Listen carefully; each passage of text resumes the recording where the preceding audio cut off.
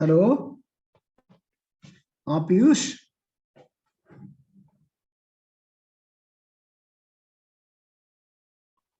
हाँ सर, मैं सुन पा रहा हूँ आपको। और धन्यवाद सर, आप डॉक्टर रमाशंकर सिंह जुड़ चुके हैं और प्रोफेसर हितेंद्र पटेल सर भी जुड़ चुके हैं हमारे साथ। अ, बस कुछ समय बाद इस कार्यक्रम को अभी हम शुरुआत करेंगे। कुछ और प्रतिभागियों को तकनीकी वजह से जुड़ पा रहे हैं और जुड़ जाएं, उसके बाद फिर हम अपना कार्यक्रम शुरू करते हैं।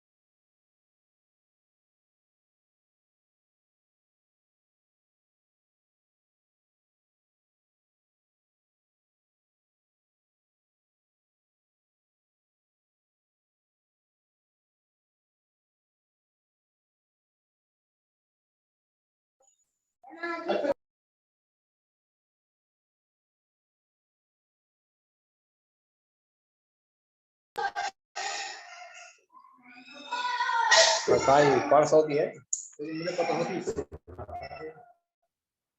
मस्त बनी, लेकिन ये क्यों खोल दिया?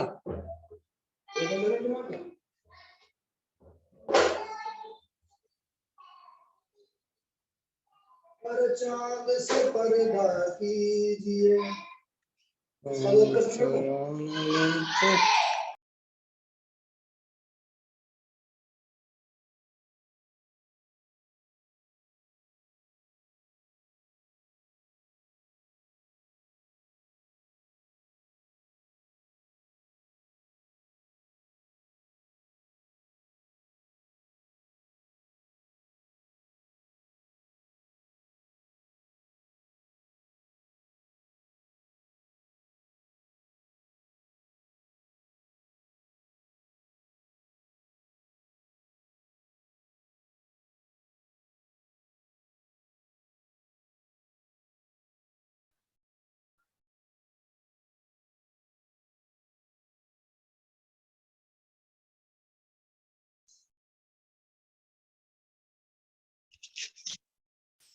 नमस्कार।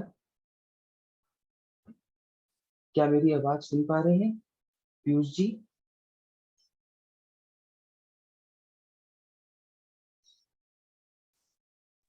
जी सर, आवाज सुन पा रहे हैं। Okay sir.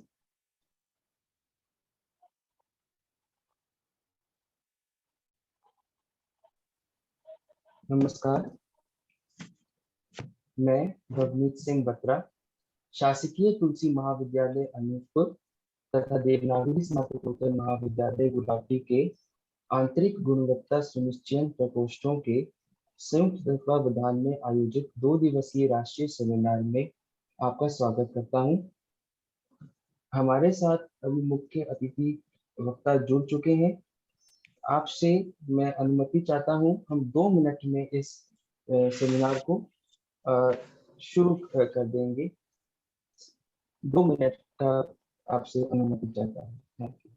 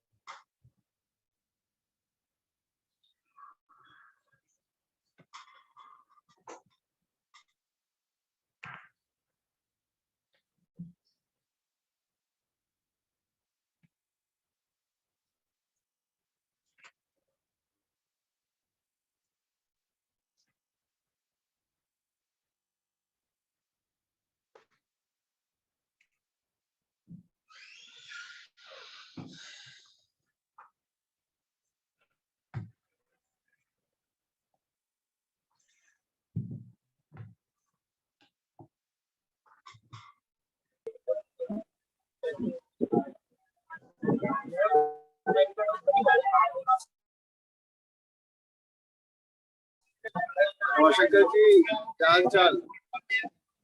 बढ़िया है सर, दुआ है। आपकी मेरी आवाज आप तक ठीक ठाक जा रही है? जी हाँ, बिल्कुल आ रही है, अच्छे से आ रही है।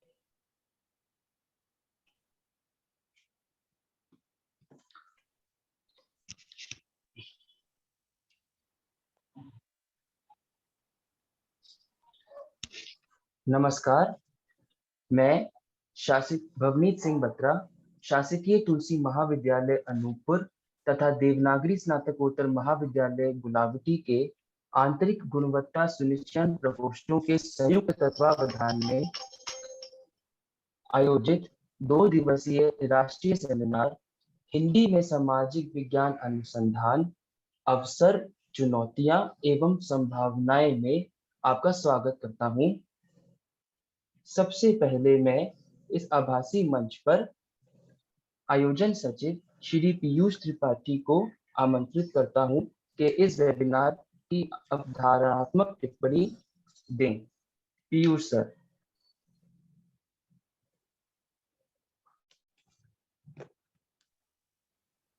धन्यवाद भवनीत सर। आज इस 2 दिवसीय राष्ट्रीय वेबिनार के आयोजन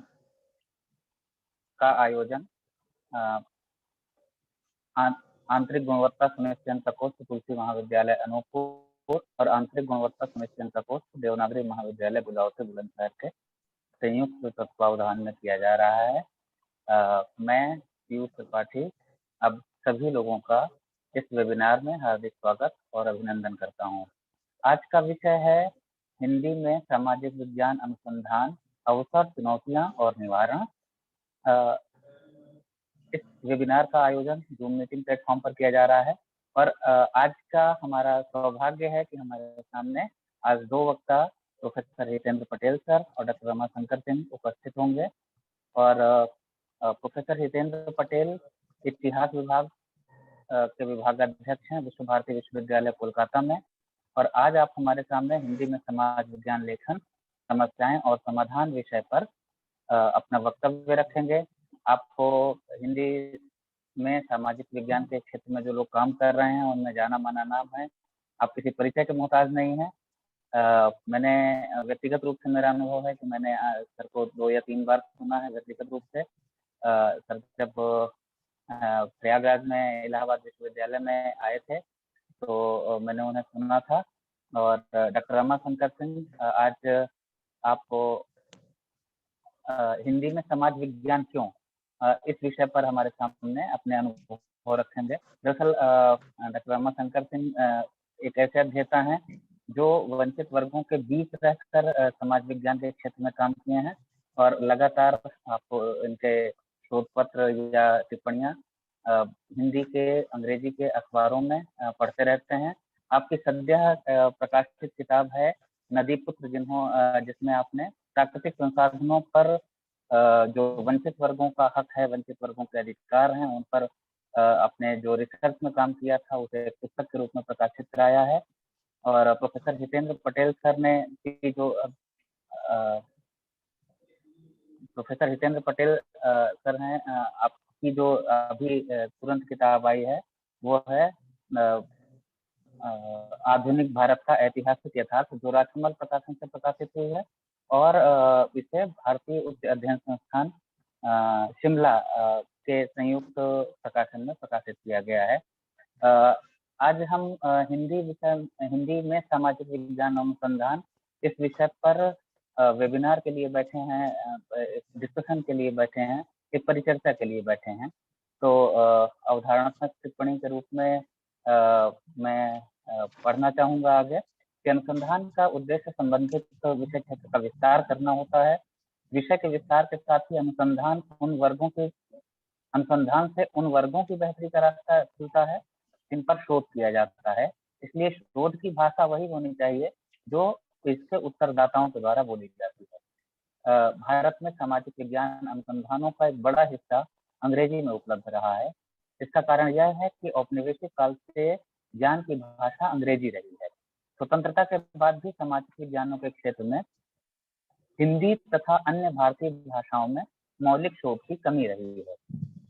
पूर्व में किए गए शोधों तथा संबंधित साहित्य के सर्वेक्षण के लिए भी अंग्रेजी भाषा की सामग्री पर निर्भर रहना इसका एक प्रमुख कारण है। हिंदी और अन्य भारतीय भाषाओं में मौलिक चिंतन कम होने और मानक ग्रंथों का अप्रामाणिक तथा दुरूह अनुवाद एक दूसरे तरीके की समस्या पैदा करता है। वैश्वीकरण तथा तकनीकी के युग में ग्लोबल भाषा के रूप में अंग्रेजी का चलन बढ़ता जा रहा है। ऐसे में सामाजिक विज्ञानों के अनुसंधान में हिंदी के प्रयोग के सामने अपने स्वरूप को बचाए रखने की भी अपनी चुनौतियां हैं। ज्ञान का उत्पादन और उसका व्यवहारिक अनुप्रयोग के लिए हिंदी में मानक पारिभाषिक शब्दावली तैयार करना, मानक संदर्भ ग्रंथ लेखन की विधा तैयार करना और अनुवाद को दुरूहता से मुक्त करना, तकनीकी को हिंदी के प्रयोक्ताओं के लिए सरल बनाना और हिंदी भाषा में मानक शोध प्रक्रिया तैयार करना है।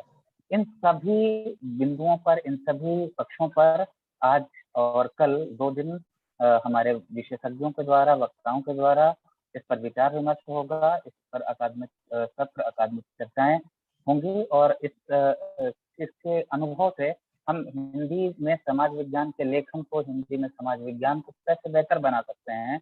दरअसल जिन पर शोध किया जाता है उनकी भाषा में हम शोध को कैसे पहुंचा सकते हैं और उस शोध का प्रयोग उन वर्गों की, वंचित वर्गों की, जो उन समूहों की जिन पर हम शोध कर रहे हैं, उनकी बेहतरी के लिए कैसे हो सकता है।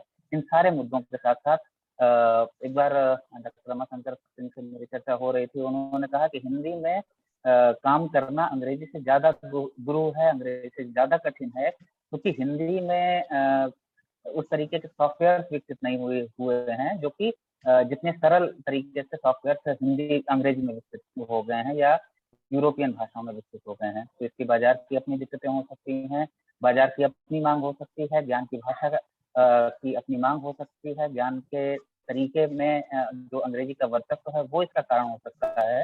लेकिन कौन कौन से ऐसे कारण हैं, कौन कौन से ऐसे प्रभाव हैं जिसकी वजह से हिंदी में सामाजिक विज्ञानों की स्थिति को उस तरीके से नहीं देखा जाता, उस तरीके से नहीं समझा जाता जिस तरीके से अंग्रेजी या अन्य यूरोपियन भाषाओं में ज्ञान का उत्पादन और ज्ञान का सृजन हो रहा है। तो आज हम इस सत्र में, इस 2 सत्रों में और कल के 2 सत्रों में इस पर काफी गंभीरता से, काफी विस्तार से इस पर विचार विमर्श करेंगे और अपने विशेषज्ञों को सुनेंगे और अपने भाषा में, दरअसल हिंदी भाषा में इन सवालों के जवाब ढूंढेंगे, सवालों को जवाब खोजेंगे कि हिंदी में सामाजिक विज्ञानों में अनुसंधान की दशा और दिशा को कैसे बेहतर बनाया जा सकता है। धन्यवाद सर। मैं अब भाषी मंच पर श्री भुवनेश सिंह बत्रा को वापस करता हूँ कि वो कार्यक्रम का आगे का संचालन करें। श्री भुवनेश सिंह बत्रा। धन्यवाद पीयूष सर। मैं आपको बताना चाहता हूँ कि ये वेबिनार दोनों महाविद्यालयों के समझौता ज्ञापन के अनुसंधान एवं विस्तार कार्यक्रम के अंतर्गत किया जाने वाला पहला बृहद आयोजन है। मैं इस वेबिनार की सह अध्यक्षता कर रहे शासकीय तुलसी महाविद्यालय अनूपपुर के प्राचार्य प्रोफेसर विक्रम सिंह बघेल, देवनागरी स्नातकोत्तर महाविद्यालय गुलावटी के प्राचार्य प्रोफेसर योगेश कुमार त्यागी तथा शासकीय महाविद्यालय वेंकटनगर अनूपपुर के प्राचार्य प्रोफेसर R.K. सोनी को वेबिनार को औपचारिक रूप से आरंभ करने की अनुमति चाहता हूं।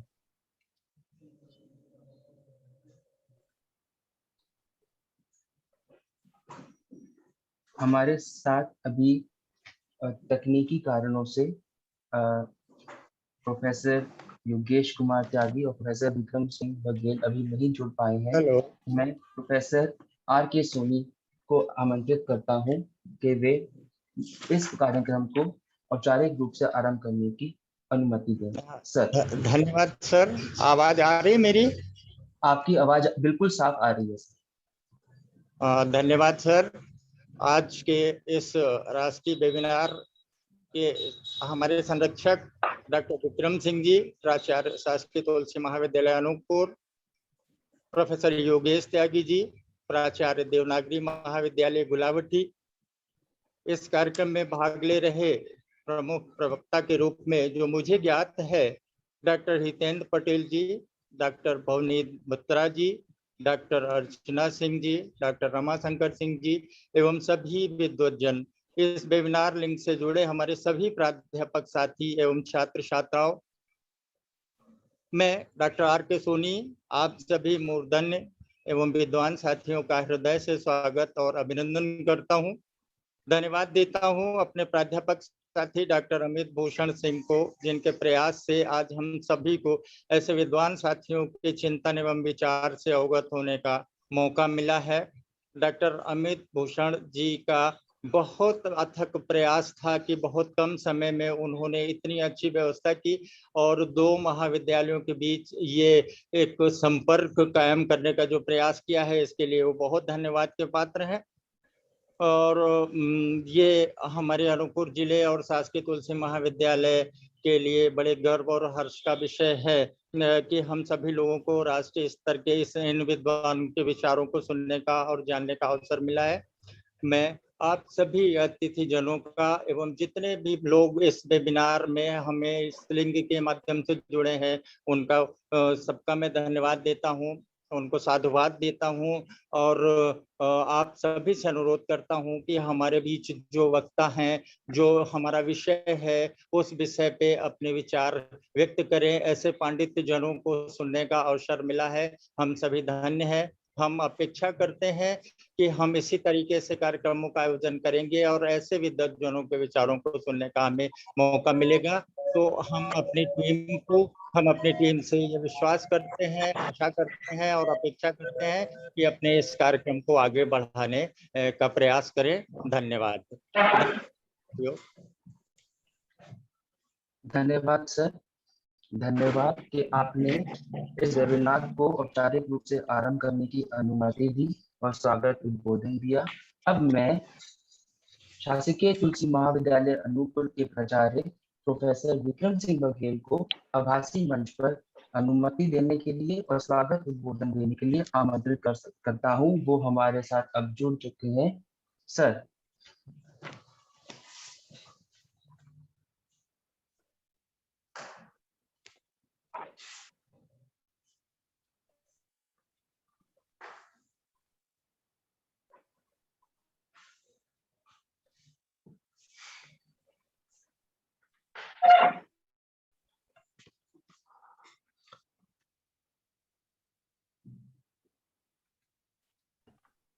Hello hello.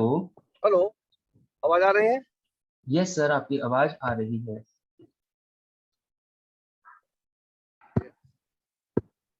आपकी आवाज बिल्कुल साफ आ रही है सर।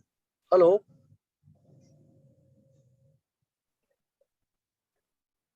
सर आपकी आवाज स्पष्ट रूप से साफ आ रही है। Hello, okay. मुझे लग रहा है सर अपना म्यूट किए हैं मोबाइलों के। हेलो सर आपकी आवाज पूरी आ रही है। आ रही है आवाज? यस सर, आपकी आवाज आ रही है। Please sir. आज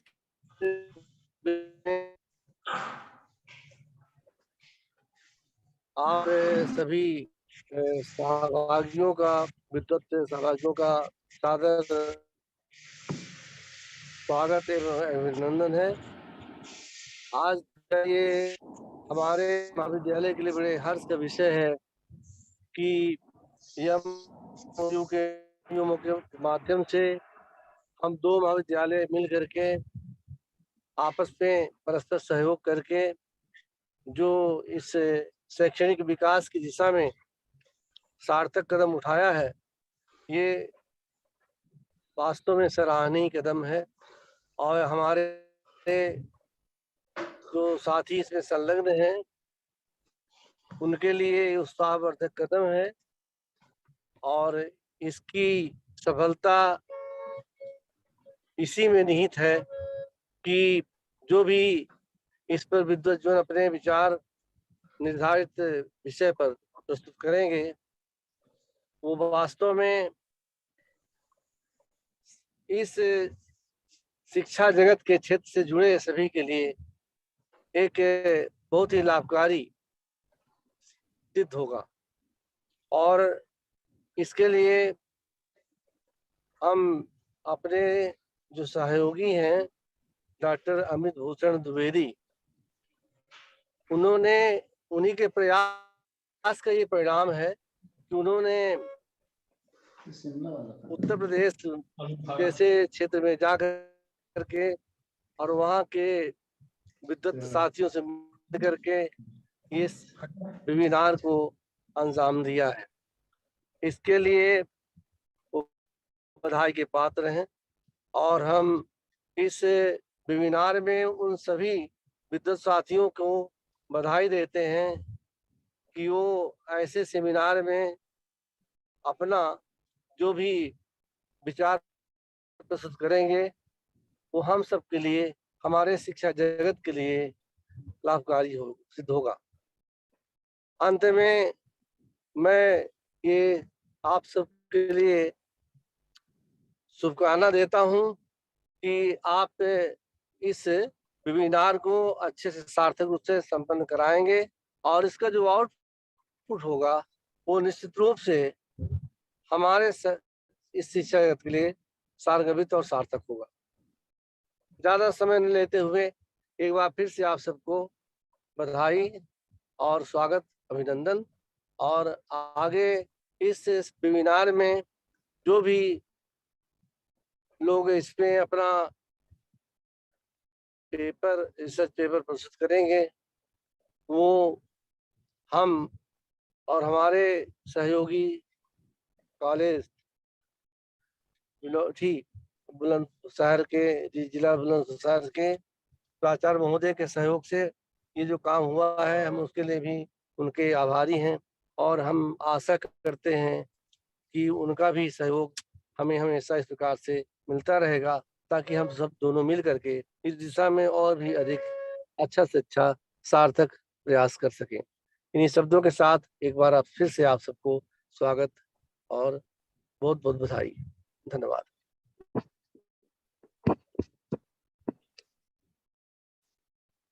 धन्यवाद sir.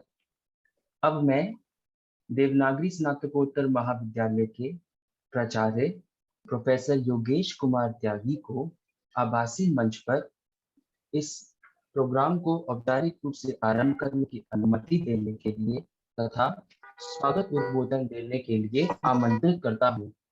Professor. Professor Bhavneet, am I audible? Yes sir. Yes sir. मेरी आवाज आ रही है? आपकी आवाज आ रही है सर, आवाज आ रही है। थैंक यू वेरी मच मुझे इनवाइट करने के लिए। मैं बहुत संक्षिप्त में बोल पाऊंगा अभी, क्योंकि मैं अभी ड्राइविंग में था, तो मैं आपसे चाहूंगा कि मुझे आप दोबारा टाइम दें। अभी बता रहा हूँ। मैं अपने एमओयू पार्टनर प्राचार्य महोदय का हृदय से आभार प्रकट करता हूँ कि हमारा ये एमओयू हुआ और हम एक दूसरे से जुड़े, और जिसके परिणाम स्वरूप हम एकेडमिक्स में आगे बढ़ते जा रहे हैं।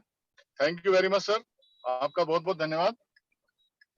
इस पूरे प्रोग्रामिंग के लिए हमारे महाविद्यालय के राजनीति विज्ञान विभाग के प्रोफेसर्स को मैं तहे दिल से धन्यवाद देता हूं कि वो समय समय पर इन एकेडमिक एक्टिविटीज को बहुत अच्छे से ऑर्गेनाइज कर रहे हैं, बहुत अच्छे से चला रहे हैं। समस्त टीम को भी मैं साधुवाद देना चाहूंगा। भवनीत जी, विनय जी, और साथी लोग जो जुड़े हुए होंगे, अभी मैं देख नहीं पा रहा हूँ बेसिकली। आज के जो स्पीकर्स हैं उनका भी मैं आभार प्रकट करता हूँ कि उन्होंने हमारे लिए, हम दोनों एमओयू पार्टनर्स के लिए अपना अमूल्य समय दिया है। Thank you very much sir, all of you. Thanks a lot for your time, valuable time. Bhavneet ji, मैं इन्हीं शब्दों के साथ अभी विराम देता हूं, और अभी मैं आपसे बाद में चाहूंगा कि मुझे बाद में थोड़ा टाइम दिया जाए। मैं ट्रैफिक में हूँ फिलहाल, तो ये उचित नहीं होगा कि ज्यादा मैं बोल पाऊँ। Thank you very much and welcome to all of you. Thanks a lot. Over to you Bhavneet ji. Thank you very much sir, thank you very very much.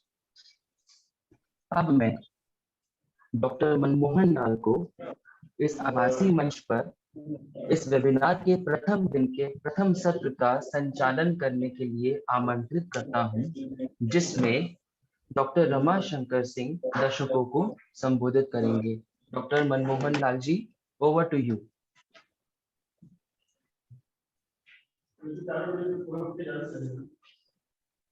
धन्यवाद सर। क्या आप मुझे सुन पा रहे हैं आप लोग? आपको सुन पा रहे हैं सर, बिल्कुल साफ सुन पा रहे हैं। जी जी जी, बहुत बहुत धन्यवाद भुवनेश सर, और बहुत बहुत धन्यवाद डॉक्टर अमित भूषण द्विवेदी जी को, जिन्होंने इतना अच्छा कार्यक्रम आयोजित करने का प्रयास किया और संचालन का दायित्व हमें दिया। इसके लिए बहुत बहुत धन्यवाद। जैसा कि हमारे पास समय, हम लोग समय से 15 मिनट पीछे भी चल रहे हैं, तो ज्यादा और कुछ ना बोल के डायरेक्ट मैं अपने सीनियर मित्र और सहयोगी डॉक्टर रमा शंकर सिंह का परिचय देना चाहूंगा। डॉक्टर रमा शंकर सिंह, आप इतिहासकार हैं। आपने डॉक्टर अंबेडकर विश्वविद्यालय दिल्ली के centre for research and archive India and indigenous knowledge and language system में एकेडमिक फेलो हैं। आप सामाजिक विज्ञान संस्थान प्रयागराज से डीफिल की उपाधि प्राप्त किए हुए हैं। आप भारतीय उच्च अध्ययन संस्थान शिमला में फेलो भी रहे हैं। आप बांस पर आश्रित जातियों, घुमंतु एवं विमुक्त समुदायों के इतिहास, भाषा, संस्कृत, राजनीति और जीवन बोध एवं भारत के संविधान पर उनके परिचय, ईपीडब्ल्यू आलोचना, प्रतिमान और नाथ पथ में प्रकाशित हुए हैं। आपके दर्जनों अध्याय विभिन्न विद्वानों द्वारा संपादित किताबों तथा ज्ञान कोश में प्रकाशित हुए हैं। आपने People's Linguistic Survey of India के उत्तर प्रदेश खंड के लिए लेखन, अनुवादन और संपादन का काम किया है। आप जवाहरलाल नेहरू के सांस्कृतिक विचारों को केंद्र में रखकर उन्हें एक किताब का संपादन किया हुआ है, जो लोग भारतीय इलाहाबाद के प्रकाश हैं। इस समय आप उत्तर प्रदेश के घुमंतु एवं विमुक्त समुदायों से संबंधित अपने काम को अंतिम रूप दे रहे हैं। नदी पुत्र सेतु पुस्तक भी आपकी प्रकाशित हो चुकी है। मैं ऐसे गिनाते रहूंगा तो काफी समय निकल जाएगा, क्योंकि नाम थोड़ी सी छोटा है डॉक्टर रमाशंकर सिंह, लेकिन काम सबने बहुत ज्यादा किया है। अगर विस्तार किया जाए तो बहुत विस्तार होगा। इतना थोड़ी सी इनका परिचय दिया हूँ, है सर बहुत विस्तारित, और हमेशा आपको सोशल मीडिया हर जगह आपको दिख जाएंगे। जैसा दिखते हैं उतना ही अच्छा काम भी करते हैं। हसमुख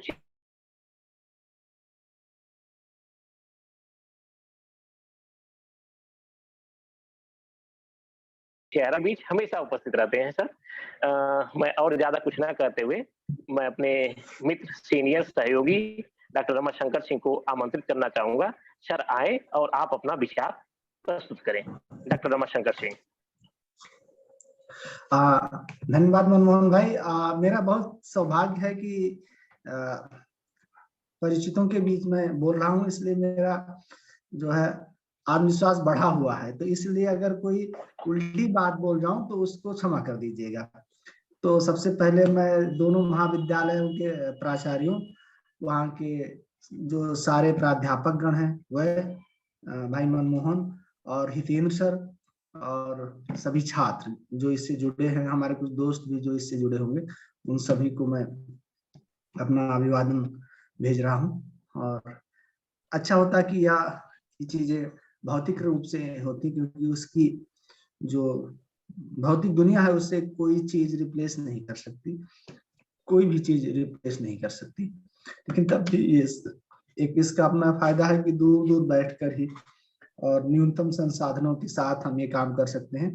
और एक बात मैं जरूर कहूंगा कि जिस तरीके से अमित, पीयूष और उनके सभी साथी या दो महाविद्यालयों के बीच में एक सहमति पत्र पर हस्ताक्षर कर रहे हैं, यह न केवल इस बात को दिखाता है कि उनको उनके पास भविष्य को लेकर काफी योजनाएं हैं, बल्कि यह कि यही सब लोग भविष्य के एजुकेशनल लीडर साबित होंगे। आज जो इसका जो विषय है कि हिंदी में समाज विज्ञान क्यों, वह मैं बाद में उस पर बोलूंगा। लेकिन उसकी एक दिक्कत यह भी है कि जो हमारी एजुकेशनल लीडरशिप है, उनको आप head of department, principal, director, vice chancellor इन नामों से जानते हैं। तो उसमें क्राइसिस जैसी रही है बहुत ज्यादा, और वह सारी क्राइसिस हमारी जो है शैक्षणिक संस्थाओं पर भी मंडराती हुई दिखती है। और जैसे हमारी लीडरशिप है, चाहे वो राजनीतिक हो या एजुकेशनल लीडरशिप हो, वैसे ही हमारी संस्थाएं, जैसा हमारा समाज है, तो सब एक दूसरे को प्रकट करते रहते हैं, एक दूसरे को घटाते बढ़ाते रहते हैं। तो ये बात है। तो इसमें अच्छी बात ये हुई है कि पीयूष और अमित जैसे नौजवान इस दिशा में आए हैं और इंस्टीट्यूशंस को लीड कर रहे हैं, भविष्य में और आगे ले जाएंगे। जो विषय मैंने अपने लिए चुना है कि हिंदी में समाज विज्ञान क्यों पढ़ा जाए, या बेसिक मामला ये सवाल उठना ही नहीं चाहिए था कि हिंदी में समाज विज्ञान क्यों पढ़ा जाए। इस सवाल में यह निहित है कि जैसे कोई डर किसी को लगा हुआ हो कि भाई हिंदी में समाज विज्ञान क्यों पढ़ाएं, जब दूसरे विषय, दूसरी भाषाएं मौजूद हैं उसमें समाज विज्ञान लिखा जा रहा है, तो वही सही हिंदी में क्यों, एक ये है। तो इसी, और यह जो पूरा का पूरा सवाल है वह सीधे सीधे मैं साफ तौर पे कहूँ, बिना किसी बात में फंसे हुए, कि यह एक बनाम का सवाल है कि जो समाज विज्ञान है वह माना जा रहा है कि वो अंग्रेजी में लिखा जा रहा है और अंग्रेजी में ही समाज विज्ञान संभव है। और शैक्षिक संस्थाओं का यदि आप इतिहास देखें, भारत में विभिन्न विषयों की स्थापना का या उनके विकास का इतिहास देखें तो आप पाएंगे कि यह सब 1757 के बाद जो भारत पे अंग्रेजी राज की स्थापना शुरू होती है, 1857 के बाद वह जबरदस्त ढंग से काबिज हो जाती है, औपनिवेशिक सत्ता प्रणाली भारत पर लग जाती है या लाद दी जाती है, तो उसमें विषयों का विकास उसी वातावरण में हुआ। भारत के अधिकांश विषय जो इस समय पढ़ाए जाते हैं, जो उनका करिकुलर है, जो उनकी समझ है, उसके आरंभिक सूत्र बिंदु जो थे वह औपनिवेशिक भारत में निर्धारित किए। और जाहिर सी बात थी कि वह सब अंग्रेजी में ही लिखे गए। खुद यहाँ मनमोहन, पीयूष और अमित जुड़े हैं जो इलाहाबाद विश्वविद्यालय से हैं, मैं भी, प्रोफेसर हितेंद्र पटेल हैं कलकत्ता यूनिवर्सिटी JNU से पढ़े हैं। तो ये सब लोग इस बात पर राजी होंगे और सारे आचार्यगण जहाँ जहाँ से पढ़े हैं कि उनके जो संबंधित विश्वविद्यालय है उनकी जो शुरुआती पढ़ाई लिखाई या शुरुआती जो उनकी जो अकादमिक्स थी, उसकी जो सामाजिकी विकसित हुई वह अंग्रेजी भाषा में ही विकसित हुई, उसके विषय अंग्रेजी में विकसित हुए, उन विषयों के जो व्याकरण है, नियम है, वह अंग्रेजी में ही विकसित हुए। और उसके बाद में वह अलग अलग विषयों में अलग अलग भाषाओं में पढ़ाए जाने शुरू हुए। भारत में जो भाषाई विविधता है, यानी वो कर्नाटक में है तो कन्नड़ में, कोंकणी में, मराठी में, या तेलुगु, तमिल, मलयालम में, हिंदी में, इस सब में पढ़ाए जाने शुरू हुए। अब मामला आता है कि समाज विज्ञान हिंदी में क्या पहले लिखा ही नहीं जा रहा? तो ऐसी बात नहीं है कि समाज विज्ञान पहले हिंदी में लिखा नहीं जा रहा था। आप 1920 से लेकर 1960 तक के बीच के जो प्रकाशन है, उनके पब्लिकेशंस देखें तो पाएंगे कि जिन विषयों पर आज माना जाता है कि आज के ही नौजवान लोग काम कर रहे हैं, वह 1920 से 1960 के बीच लिखे जा रहे थे, पढ़े जा रहे थे।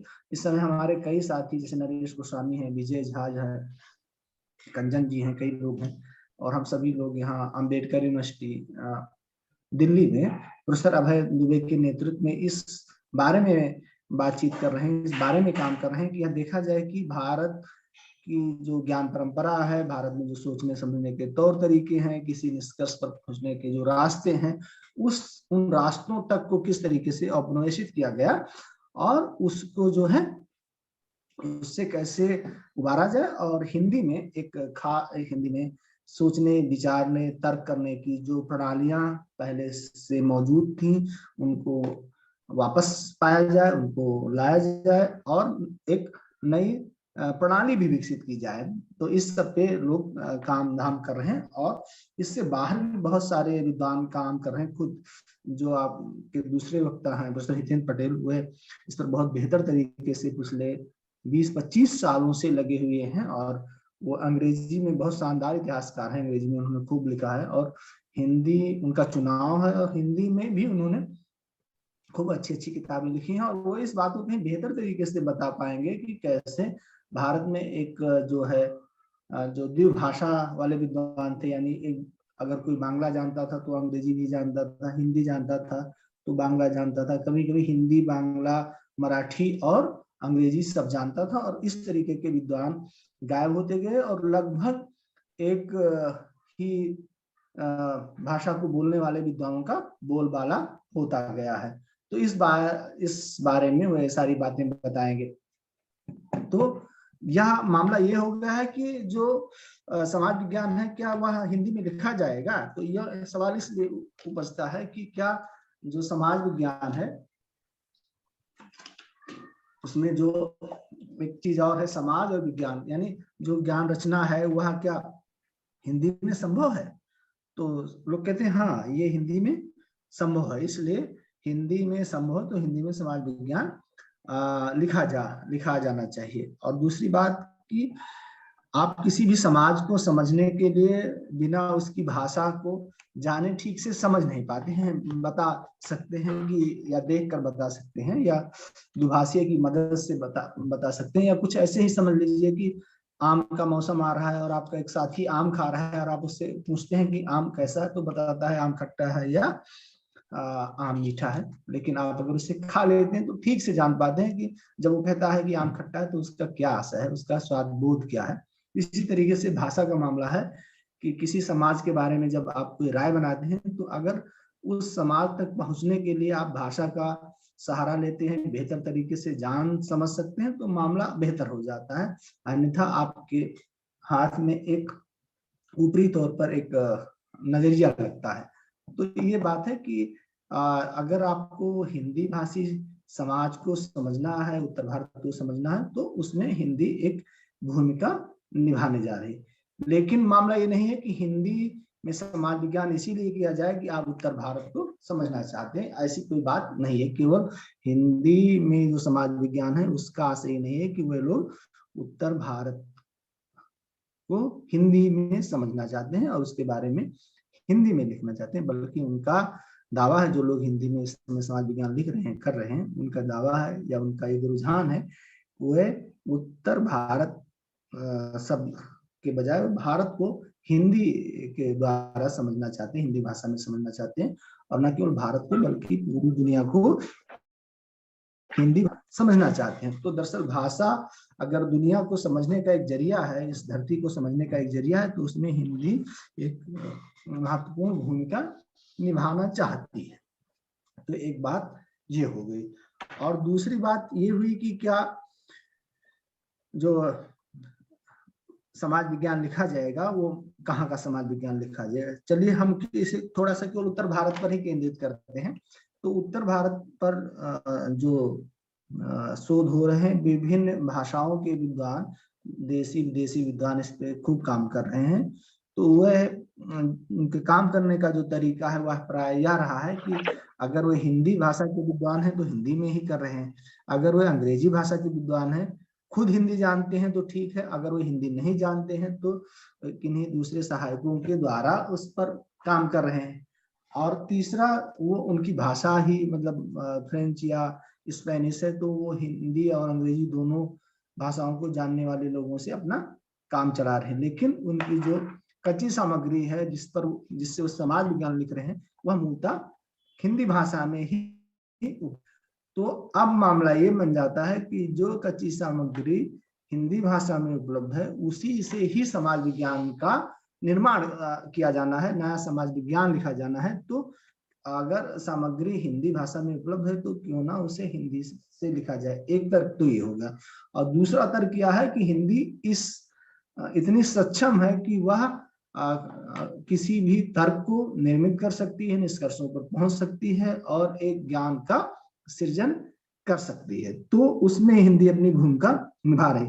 और कई सारे विद्वान जो हिंदी भाषी नहीं है या भारत से गए हैं, हिंदी में उनका लेखन नहीं रहा, लेकिन वो हिंदी की सामग्री को बहुत अच्छे तरीके से प्रयुक्त कर रहे हैं। मैं कुछ विद्वानों का केवल नाम ले रहा हूँ, मेरा उद्देश्य यहाँ कोई नाम गिनाना नहीं है, या और आप नाम गिना भी नहीं सकते। मसलन कि एक प्रोफेसर प्रकाश कुमार हैं, तो पेंसिल्वेनिया स्टेट यूनिवर्सिटी में प्रोफेसर हैं, और वे आधुनिक भारत में, विशेषकर औपनिवेशिक भारत में खेती किस तरीके से आगे बढ़ी इस पे काम कर रहे हैं। उनकी जो जिससे वह अपना इतिहास लिख पढ़ रहे हैं उसमें अंग्रेजी भाषा में जो सामग्री है वह तो है ही है, हिंदी भाषा में जो सामग्री है उस सामग्री को भी वहां वह अंग्रेजी में ला रहे हैं। तो अब मामला ये हो जाता है कि हिंदी में उपलब्ध सामग्री को जब अंग्रेजी में एक सुसंगत तरीके से लिखना है तो वह समाज विज्ञान हो जाता है। और कैसे वह, अगर वही सामग्री हिंदी में लिखी जाती है तो कैसे समाज विज्ञान नहीं हो जाता, इसके बारे में हम बाद में बात करेंगे। फिर विज्ञान, इस समय सब लोग इस बारे में ज्यादा चिंतित रहते हैं। एक तो पुनरुत्थानवादी लोग हैं जो हर चीज के लिए कहते हैं कि हमारे यहाँ हर किस्म का विज्ञान था, और कुछ लोग ऐसे हैं कि हर चीज को कैंसिल कर देते हैं कि जैसे भारत मूढ़ों का देश था, मूर्खों का देश था, यहाँ कुछ नहीं था, और अगर था वो तो किन्हीं दूसरी भाषाओं में रहा होगा, हिंदी में नहीं रहा होगा। आप सब लोग एक बहुत ही बचकाना और बहुत ही वाहियात तर्क सुनते हैं कि अरे हिंदी में विज्ञान नहीं संभव, हिंदी में तो विज्ञान लिखा ही नहीं जा सकता। लेकिन ऐसे इतिहासकार हैं हमारे बीच में, सुनीत भाई कल इस विषय पर बोले कि कहीं अच्छे तरीके से वो बताएंगे आपको कि हिंदी में विज्ञान लेखन की बहुत अच्छी परंपरा थी, और इलाहाबाद में कई ऐसे संस्थान थे, उत्तर भारत में कई ऐसी लाइब्रेरीज थी, कई ऐसे विद्वान थे जो हिंदी भाषा में विज्ञान के बारे में गंभीरता पूर्वक लिख पढ़ रहे थे। तो हिंदी भाषा में विज्ञान लेखन की एक परंपरा थी। अब उस विज्ञान लेखन की परंपरा पर जो इतिहासकार हैं उस पे काम कर रहे हैं। एक तो सुनीत भाई खुद उस पे काम कर रहे हैं, डॉक्टर सुनीत कौशिक, और दूसरी है कैम्ब्रिज में चारू सिंह, वो भी इस पे काम कर रही हैं। विज्ञान लेखन का जो इतिहास है उस पे काम कर रहे हैं, उसमें हिंदी भी एक बड़ा कंट्रीब्यूट कर रहे हैं। तो कहने का आशय यह है कि आप यह कह के नहीं बच सकते कि हिंदी में विज्ञान लेखन संभव नहीं है और हिंदी में विज्ञान लेखन की कोई परंपरा नहीं है। ये दोनों बातें गलत हैं और इन दोनों बातों को इतिहासकार झुठला रहे हैं। समाज विज्ञानी इसको झूठा सिद्ध कर रहे हैं कि ये बात का एक वाहियात बातें हैं, आप ऐसी बात नहीं है, और इसमें एक समृद्ध परंपरा रही है। ज्ञान का जो संबंध है वह भाषा से ज्यादा चिंतन परंपराओं से है। वह किस तरीके से किसी सोचने समझने वाले मनुष्य के दिमाग में आता है, उस समाज समुदाय में आता है, देशों संस्कृतियों सभ्यताओं में आता है, इससे उसका ज्यादा संबंध है बनिस्बत इससे कि आप किसी एक भाषा को जानते हैं तो उस भाषा में आप बहुत अच्छे तरीके से वैज्ञानिक चिंतन संभव कर सकते हैं, और अगर कोई दूसरी भाषा जानते हैं तो आप वैज्ञानिक चिंतन से संपन्न नहीं हो सकते हैं। यह एक वाहियात बात है और इसको विद्वानों ने सिद्ध किया है कि ये किस तरीके से एक औपनिवेशिक ढांचा है जिसके तहत आप सोचने के लिए न केवल बाध्य किए जाते हैं बल्कि एक दो पीढ़ियों के बाद इस झूठ को आत्मर्पित कर लेते हैं और ये कहने लगते हैं कि अरे भाई हिंदी में तो विज्ञान लेखन नहीं संभव, हिंदी में सब कुछ हो पाएगा लेकिन हिंदी में दर्शन शास्त्र नहीं लिखा जा सकता, हिंदी में आप कृषि विज्ञान कैसे लिखेंगे, हिंदी में मौसम की जानकारी कैसे करेंगे, हिंदी में कंप्यूटर कैसे चलाएंगे।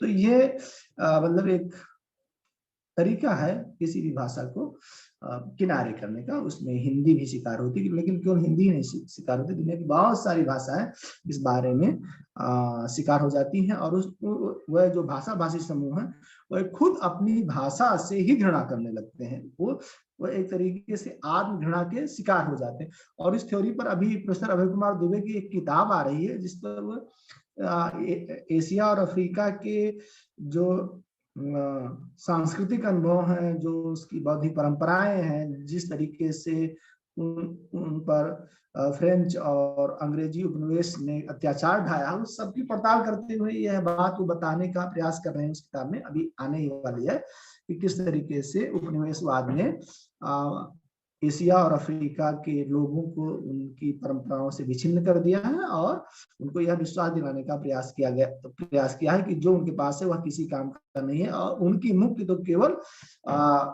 जो है या तो फ्रेंच में है या तो अंग्रेजी में है, लैटिन में है, स्पेनिश में है।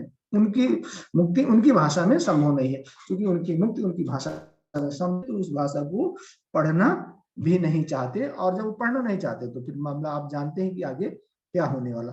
भारत में समाज विज्ञान के साथ भी यही हुआ है कि जब आप किसी भाषा को पढ़ना नहीं चाहेंगे, उसको व्यक्त नहीं करना चाहेंगे, तो फिर ज्ञान कैसे सृजित होगा।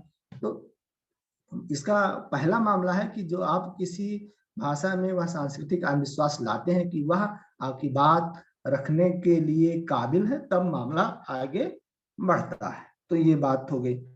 और दूसरी जो मैं कह रहा था कि भाषा, बहुत लोग कह रहे हैं कि ये बहुत शानदार भाषा है और इसी में कुछ लिखा है, और ये कोई भारत में भी संस्कृत के साथ ये कब जोड़ा गया, ये जो उस्ताद हैं वही लोग बताएंगे कि संस्कृत भाषा को कब से देववाड़ी कहा जाने लगा।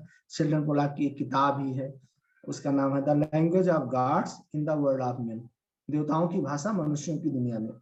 और यह केवल संस्कृत के साथ नहीं हुआ बल्कि अन्य यूरोपीय भाषाओं ने भी अपने आप को क्लेम किया कि वो जैसे कोई ईश्वरीय भाषाएं हैं और उपहार दी गई हैं इस पृथ्वी के वासियों को, और उसी में ज्ञान रचना संभव है, उसी में ईश्वर और दर्शन पाया जा सकता है, उसी में कुछ किया जा सकता ऐसी बात है नहीं। संस्कृत के ही बारे में, जिस संस्कृत के बारे में कहा गया कि इसी में ही सब कुछ संभव, उसी संस्कृत में, उसी संस्कृत भाषा में उसके खिलाफ बातें लिखी गई, उसको सरल करने का प्रयास किया गया और उसको जन जन तक पहुंचाने का प्रयास किया गया। अगर आप पुराणों के बारे में रोमिला थापर या रामफल शर्मा के काम पढ़ेंगे तो वे आपको इस बारे में बताएंगे कि पुराणों को सरल संस्कृत में इसलिए लिखा गया है कि वो जनता तक पहुंच सके। और इसके अलावा ढेर सारी जनपदीय भाषाएं उसी दौर में विकसित हुई। तो ये कोई जरूरी नहीं है कि जिस किसी भाषा को आप ईश्वरीय भाषा कहते हैं तो वही ज्ञान की भाषा होगी, बल्कि दूसरी भाषाएं भी ज्ञान की भाषा हो सकती हैं और होती हैं, ऐसा इतिहास कहता है। फिर उसके बाद एक बात ये होती है कि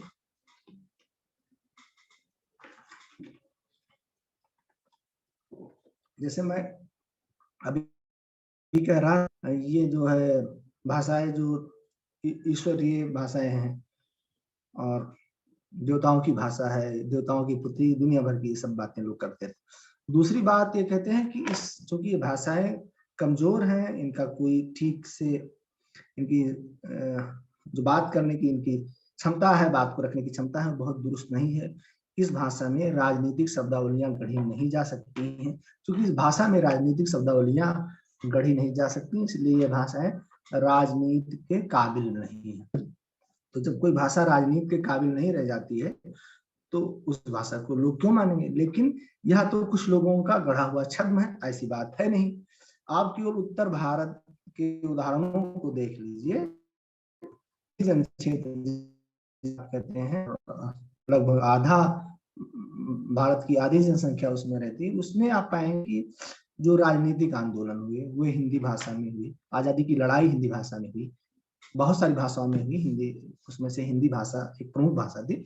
तो आजादी की लड़ाई हिंदी भाषा में हुई, राजनीतिक आंदोलन उसके बाद हुए, पक्ष विपक्ष के आंदोलन उस भाषा में हुए, पर्यावरणीय आंदोलन जो हुए और जो उसमें तर्क विकसित किए गए, जो नारे विकसित किए गए, जो पैम्फलेट विकसित किए गए। आप चिपको आंदोलन के इतिहास को ठीक से पढ़ें, उनकी शेखर पाठक की किताब है हरी भरी उम्मीद, बाड़ी प्रकाशन से है, आप सब नौजवानों को भी जरूर पढ़नी चाहिए जिन लोगों ने ना पढ़ी हो। तो आप उसमें पाएंगे कि जो उसकी पूरी सामग्री है, चिपको आंदोलन की जो सामग्री है जिससे वह किताब लिखी गई है, वह इस उसमें अधिकांश सामग्री, अधिकांश क्या लगभग 99% सामग्री जो है हिंदी की है। अब हिंदी की सामग्री है, इसका कहने का आशय ये है कि वह जो आंदोलन विकसित हुआ, उसके जो तर्क विकसित हुए, उन तर्कों को पर्चों, अखबारों, पैम्फलेट, पत्रिकाओं, किताबों के द्वारा, पतली पतली किताबों के द्वारा जो प्रसारित किया गया, वह हिंदी भाषा में ही प्रसारित किया गया। तो यह बताता है कि जो है यह जो आंदोलन हुआ, यह आंदोलन उस आंदोलन को, चिपको आंदोलन को सफल बनाने में एक भाषा की भूमिका थी जो हिंदी है। तो यह कहना बिल्कुल बेकार बात है कि हिंदी भाषा में कोई आंदोलन संभव नहीं है, ये हिमालय में हुआ। फिर बहुत आप उससे जो गंगा निकलती हिमालय से, आप चले जाइए लगभग 1000 किलोमीटर दूर हिमालय से भागलपुर, उससे भी ज्यादा, वहां भी पिछले 40 सालों से गंगा मुक्ति आंदोलन चल रहा है। उसके इतिहास पढ़ना चाहिए, बल्कि आप देखिए कि वहां जो कुछ भी लिखा पढ़ा जा रहा है, जो लोग उसमें कुछ कर रहे हैं, वह हिंदी भाषा में हुआ। भारत में जो एक बड़ा मुकाम माना जाता है आपातकाल, और उसके बाद जो कांग्रेस सरकार की हार मानी जाती है, उसमें निश्चित ही उत्तर भारत का योगदान था। आप देखिए कि वह आंदोलन किस भाषा में हुआ, उसके जो कार्यकर्ता थे, नेता थे, छात्र थे, आम जनता थे, सबने एक दूसरे से किस भाषा में बात की। तो यह कहना कि एक भाषा जो है वो राजनीतिक रूप से सक्षम नहीं है किसी राजनीतिक विचार को आगे ले जाने के लिए, या किसी समाज के राजनीतिक उन्नयन के लिए हिंदी जो है सक्षम नहीं है, बात ठीक नहीं, तो झूठ बात है, इसको नहीं मानना चाहिए और ये उदाहरण आपको ध्यान में रखना चाहिए। फिर यही बात आप महिलाओं के आंदोलनों के साथ कह सकते हैं, बोधगया के जो आंदोलन हुए और शराबबंदी के आंदोलन हुए। बहुत छोटे छोटे आंदोलन आप देखिए जो विकसित होते हैं किन भाषाओं में होते हैं। फिर सामाजिक न्याय के आंदोलन जो उत्तर भारत में हुए, आप शुरुआत से ही देख लीजिए, जिससे बहुत सारे लोगों ने इधर बदमाशीपूर्ण तरीके से, मुझे ये शब्द इस्तेमाल करने से बचना चाहिए, बदमाशीपूर्ण चलिए मैं कहता हूँ थोड़ा उनका दुराग्रह है, ये सब मैं वापस लेता हूँ बदमाशी को। मैं कहता हूँ कि थोड़ा उनका दुराग्रह है, और वो कहते हैं कि भाषा में जो मुक्ति के आंदोलन है वो नहीं किए जा सकते। तो आप ये देखिए कि राम मनोहर लोहिया ने इस बात रखी कि पिछड़ों को आगे किस तरीके से ले जाया जाए। फिर रामविलास पासवान, आप देखिए उन्होंने राजनीति, आप उससे सहमत हो या ना, जिन लोगों का मैं नाम गिना रहा हूँ उससे आप सहमत हो या ना सहमत हो, ये आपकी अपनी राजनीतिक चॉइस है, लेकिन आप ये नहीं कह सकते कि हिंदी में कोई मुक्ति का आंदोलन नहीं चला जा सकता। रामविलास शर्मा, लालू यादव, मायावती, मुलायम सिंह यादव, ऐसी एक परंपरा है पूरी जिन्होंने पिछड़े और दलितों के आंदोलन को आगे बढ़ाया। और खुद मैं पिछले 10 वर्षों से जिन जगहों पे मैं काम कर रहा हूँ, निषादों, विमुक्त समुदायों के बीच में, उनकी जो तर्क प्रणाली है वह किसी दूसरी भाषा में नहीं है उत्तर भारत में, बल्कि वह हिंदी में है। अगर आप आंध्र प्रदेश में जाएंगे निश्चित वह तेलुगु में होगी, आप केरल में जाएंगे वो मलयालम में होगी। तो यह कहना कि किसी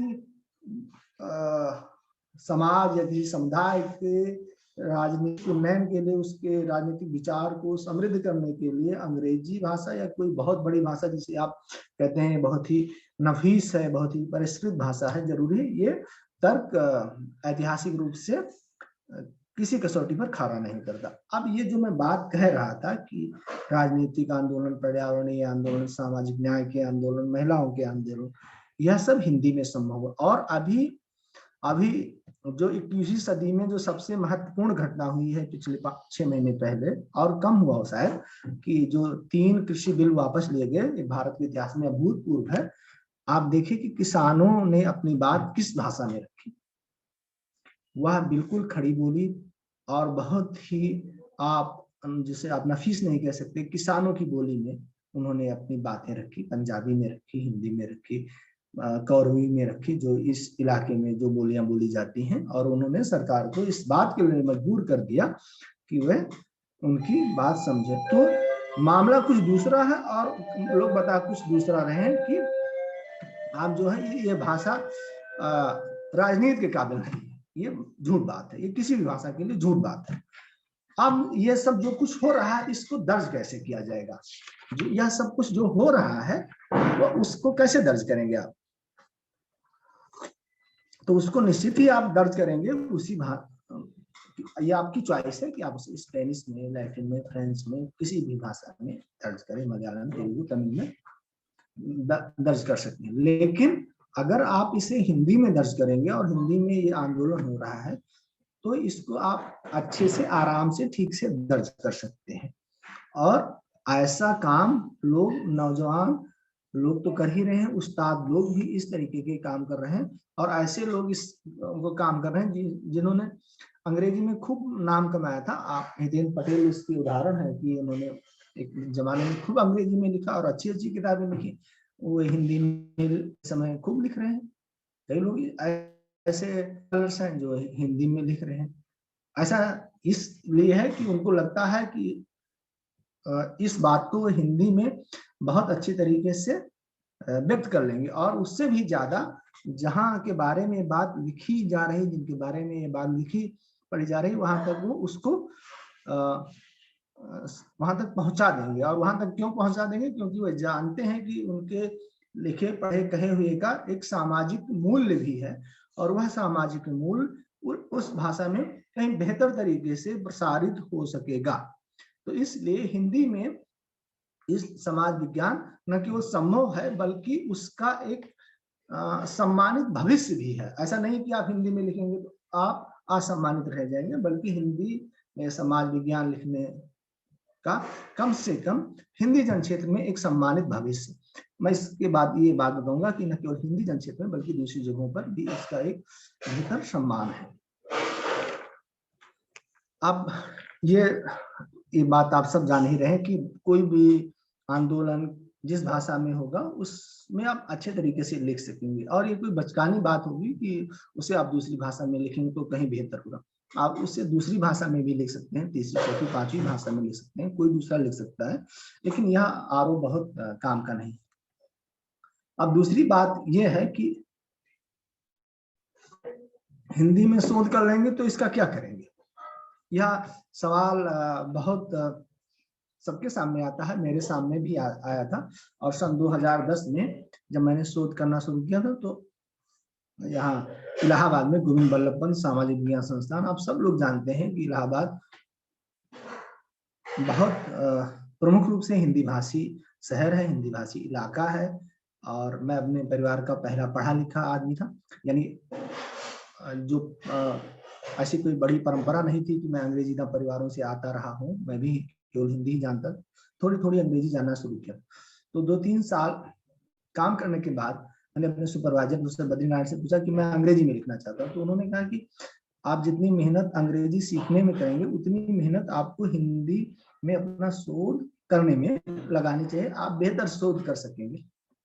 तो क्या हुआ कि मैंने अपना पूरा शोध हिंदी में किया, और पीयूष और अमित भूषण इस बात की गवाही देंगे कि मैं अपने संस्थान का पहला छात्र था जिसने हिंदी में पीएचडी जमा की, पूरी कंप्लीटली अवार्ड भी हो गई। अच्छा, तो फिर बहुत सारे मेरे दोस्तों ने कहा कि इसका क्या करोगे, इसका क्या करोगे।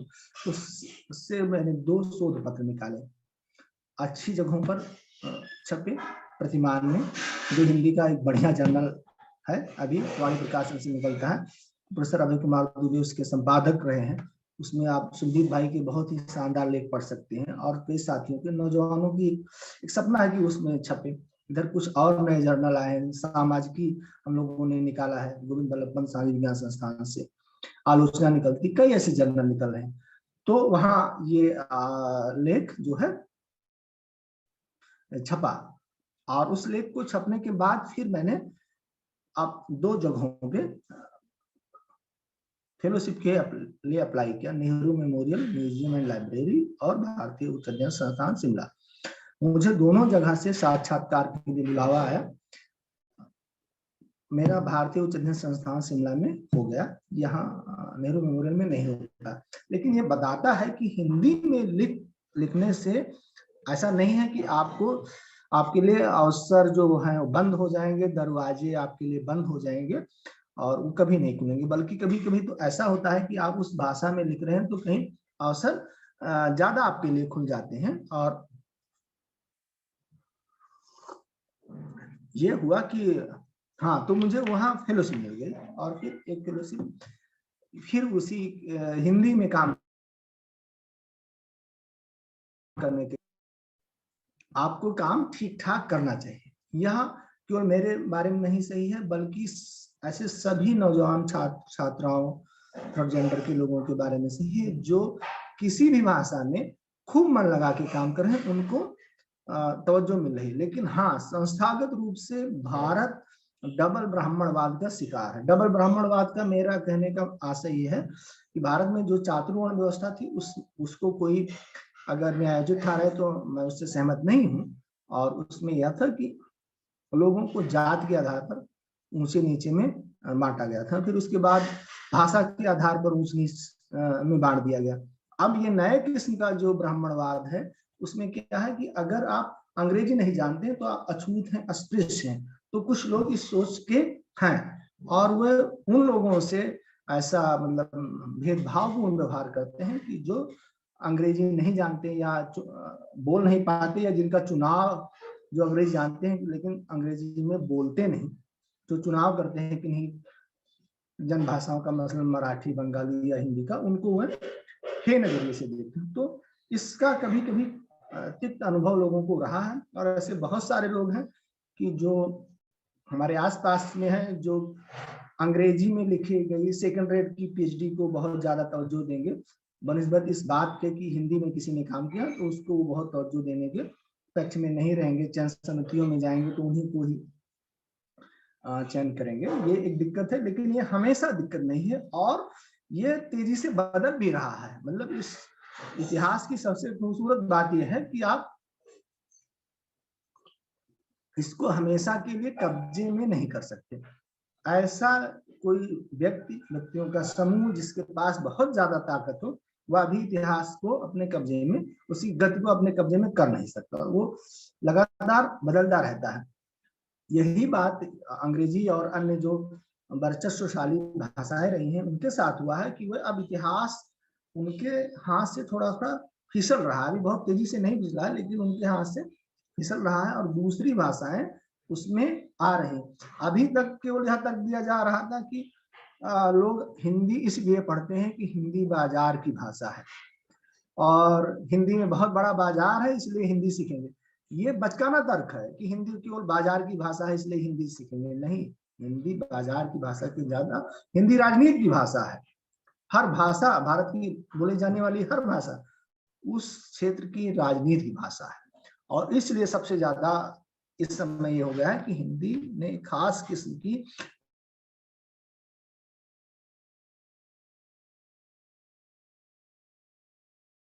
राजनेताओं को आप हिंदी में ट्वीट करते हुए देख सकते हैं कि जो अपने वाले ले जाने जाते हैं।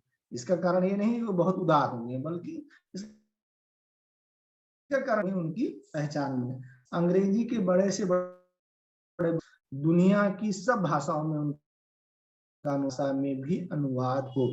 और आप देखते होंगे कि कुछ बड़े साहित्यकार, इतिहासकार, समाज विज्ञानी, उनके परिचय के आगे लिखा रहे कि इनकी किताबों का 30 भाषाओं में अनुवाद हुआ। तो वो ऐसा क्यों करते हैं? ऐसा इसलिए कहते हैं कि जो दुनिया है उसको बढ़ा, तो हिंदू सारे बल्कि दूसरे ज्ञान की दुनिया है कर रही, तो आप रोक नहीं सकते और ये बदले। और इसमें खास बात है कि अवसर बढ़ रहे हैं। अभी जैसे सिस्टम का सभी लोग जो हिंदी और हिंदी में पढ़ने पढ़ाने के अवसर पहले से की अपेक्षा ज्यादा रहे हैं। विद्यालय में जो इसके फार्म आते हैं,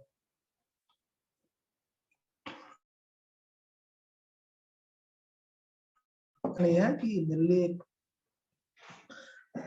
कॉस्मोपॉलिटन शहर है, पूरे भारत भर के दुनिया भर के छात्र वहां आते हैं, लेकिन उसमें सबसे बड़ी संख्या उत्तर भारत के छात्रों की रहती है और उनमें से बहुत सारे लोग अंग्रेजी में उतने सहज नहीं, तो हिंदी उनके लिए जरूरी होती। तो ये माना जाता है कि जो अध्यापक हिंदी जानते हैं उनके लिए तो उनको थोड़ा वरीयता दी जा सकती है। पत्रकारिता का बहुत बड़ा क्षेत्र अभी बचा हुआ है और हिंदी जन क्षेत्र में खूब संभावना है। अभी इसमें 70% से ज्यादा साक्षरता नहीं हुई है और साक्षरता आगे से और बढ़ना है और इसके नए नए परिदृश्य खुलेंगे। सूचना तकनीक का मामला खूब अच्छे तरीके से बढ़ रहा है, हम सब देख ही रहे हैं। कंसल्टेंसी का मामला अब ये हो गया है कि हिंदी में ही लोग समझना चाहते हैं, जानना चाहते हैं कि उनकी समस्याएं, उनकी दिक्कत हिंदी में ही सुलझाई जाए। और उसके अलावा जो सरकारी एजेंसियां हैं या गैर सरकारी एजेंसियां हैं, अंतर्राष्ट्रीय एड इंस्टीट्यूशंस हैं, वह भी हिंदी में काम करने को थोड़ा आगे आ रहे हैं। और अनुवाद का मामला है, अब अनुवाद में मामला थोड़ा अब यहाँ से अंतिम पूछ सकते हैं कि अगर हम केवल हिंदी ही जानेंगे तो क्या काम चल जाएगा? बहुत ही नाजुक सवाल है। आप केवल अगर हिंदी जानते हैं तब भी आपका काम चल जाएगा, लेकिन अगर वह भाषाएं अगर आती हैं तो बहुत अच्छी बात, संस्कार से कुछ भी सीखे और जितनी ज्यादा भाषाएं आप जाने उतनी ज्यादा आपकी जो ज्ञान सृजन की क्षमता है वो बढ़ती जाएगी।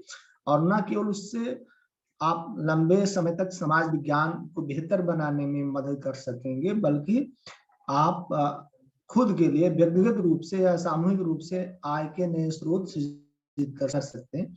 अभी जो सबसे ज्यादा अनुवाद होता है वह अंग्रेजी भाषा से हिंदी भाषा में, अंग्रेजी से अन्य भाषाओं से। अभी ये द्विभाषी अनुवाद है और मुख्यतः उसमें एक भाषा अंग्रेजी है। लेकिन अगर आप फारसी या संस्कृत मराठी सीख लें तो आपकी यह क्षमता बढ़ जाती है। विशेषकर जैसे मध्य प्रदेश में जो छात्र हैं उनमें उनकी इंदौर के और निचले इलाकों से जो लोग आते हैं उनकी एक भाषा मराठी भी है, तो उसको अगर आप अच्छे तरीके से हिंदी अच्छे तरीके से जान लेते हैं, हिंदी से मराठी में, मराठी से हिंदी में खूब अच्छा अनुवाद कर सकते हैं, अंग्रेजी में कर सकते हैं, अंग्रेजी से मराठी या हिंदी में कर सकते हैं। इसकी सबसे अच्छी बात है कि एक एक शब्द का इसमें मूल्य है कि आप 1.5 रुपए से लेकर 4 या 5 रुपए तक आप कमा सकते हैं। यह मैं इसलिए कह रहा हूं कि इस व्याख्यान से नौजवान काफी जुड़े होंगे जो बीए और एमए कर रहे हैं और सामान्य घरों के बच्चे हैं, उनको पैसा नहीं मिल पा रहा है, तो अगर वे अन्य भाषाएं सीख लेंगे और नई दक्षताएं विकसित कर लेंगे, नई स्किल विकसित कर लेंगे, तो उनके लिए मामला बन जाएगा। एक बात कहकर मैं अपनी बात खत्म करूंगा। आप लोग नई शिक्षा नीति के बारे में सब लोग जानते हैं और अमित भाई उस पर काफी जोर डालते रहे नई शिक्षा नीति। मैंने उसको जितना पढ़ा है जो है उसकी बहुत सारी बातों से मैं असहमत हूँ। उसमें एक बात जो बहुत आकर्षक मुझे लगी वह लगी कि multilingualism and power of language, बहुभाषावाद और भाषा की ताकत की यह बताती है कि पिछले दिनों और अमूमन 5-6 महीने में भारत में विवाद उठता रहता है कि क्या हिंदी ही इस देश की भाषा होनी चाहिए, हिंदी ही राष्ट्रभाषा होनी चाहिए। तो बहुत सारे लोग कहते हैं कि नहीं भाई, हिंदी ही राष्ट्रभाषा नहीं होनी चाहिए, क्योंकि एक भाषा इस देश पे लादी नहीं जा सकती। बिल्कुल हिंदी इस देश की एक मातृभाषा नहीं हो सकती। और दूसरी यह कि अन्य भाषाएं भी रहें, लेकिन उसमें दिक्कत जो है, जो अभी इधर के दिनों में प्रोफेसर अभय दुबे ने कहना शुरू किया है, लोग इस बात को तो स्वीकार कर रहे हैं कि वह भाषावाद रहे, लोग इस बात को स्वीकार कर रहे हैं कि देश में बहुभाषावाद है, लेकिन सहित किसी भी भाषा को प्रमुखता नहीं देना चाहते। यानी वह जब आप कहेंगे कि हिंदी क्या राष्ट्रभाषा है, तो कहने नहीं, हिंदी राष्ट्रभाषा नहीं है, क्योंकि जैसे हिंदी आप राष्ट्रभाषा करेंगे तो इससे फांसीवादी तरीका होगा और इससे देश टुकड़ों टुकड़ों में बढ़ जाएगा, जिस तरीके से रूस में हुआ, सोवियत संघ में। तो बात निश्चित रूप से सही, लेकिन जो अंग्रेजी भाषी वर्चस्वशाली समूह है वह यह कहता है कि आप अंग्रेजी का ही झुंझुना बजाते रहिए। बेसिक मामला है कि देश की सभी भाषाओं को विकसित होने अवसर मिले। हिंदी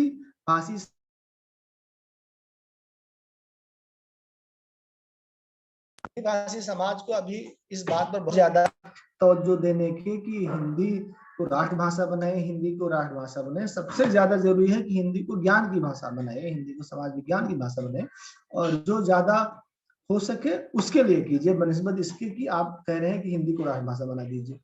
और हिंदी को आप राष्ट्रभाषा भी बनाने को सोच नहीं सकते, क्योंकि भारत की जो सामाजिक सांस्कृतिक संरचना है वो इसकी इजाजत नहीं देता कि अगर आप ऐसा करेंगे तो दिक्कत होगी, निश्चित ही दिक्कत होगी, ऐतिहासिक दिक्कत में आप फंस जाएंगे। लेकिन इस केवल यहीं तक आप अपने सवाल को ले जाते हैं और हिंदी में ज्ञान विज्ञान की जो कार्यवाही है उसको आगे नहीं बढ़ाते हैं। तो जब तक इसको आप आगे नहीं ले जाएंगे तब तक मामला नहीं बनेगा।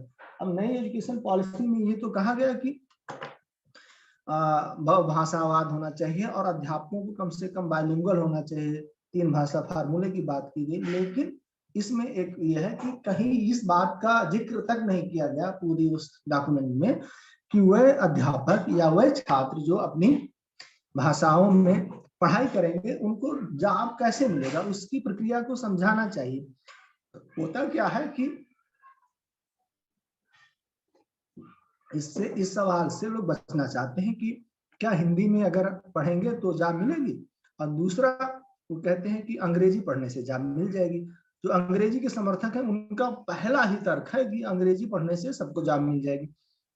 अगर ये बात होती तो फिर जो अंग्रेजी भाषी देश है उनमें बेरोजगारी नहीं हो आती। आप कह दीजिए कि ये वाला तर्क कमजोर है, चलिए मान लेते हैं। फिर दूसरा आप ये मान लीजिए कि भारत में वह इलाके जहां पर अंग्रेजी बोली जाती है वहां पर बेरोजगारी नहीं होती, यह भी तर्क सही नहीं है। फिर इसको थोड़ा और आप ले जाइए और इसको फोकस कीजिए, और जिन लोगों ने अंग्रेजी पढ़ रखी है उनको बेरोजगारी का सामना न करना पड़ता। लेकिन जो अभी पिछले 15 साल का अनुभव, यानी 2007 से लेकर अब तक का, वह इस बात की गवाही नहीं देता कि भारत में रहते हुए आपने सबसे अच्छी शिक्षा ग्रहण कर रखी है, बीटेक कर रखी है, ये कर रखा है, वो कर रखा है, दुनिया भर की जो डिग्रियां ले रखी, मतलब आप बीए में नहीं है, आप एमकॉम है, एमबीए है, एमटेक है, अलाना फलाना सब है, और अंग्रेजी भाषा में, तो आपको बेरोजगार नहीं रहना चाहिए। लेकिन ऐसा कोई आंकड़ा है कि इन भाषाओं में पढ़े हुए लोग बेरोजगार नहीं रहेंगे? और इस बारे में जगह जगह आपको कहानियां मिल जाएंगी, आर्थिक अखबारों में, जर्नल्स में, सोशल मीडिया में, आपकी अपनी नाते रिश्तेदारी में कि व्यक्ति ने खूब अच्छी अंग्रेजी भाषा में पढ़ाई की और उसे रोजगार नहीं मिला। तो मामला ये नहीं कि आप अंग्रेजी में पढ़ लेंगे तो रोजगार मिल जाएगा।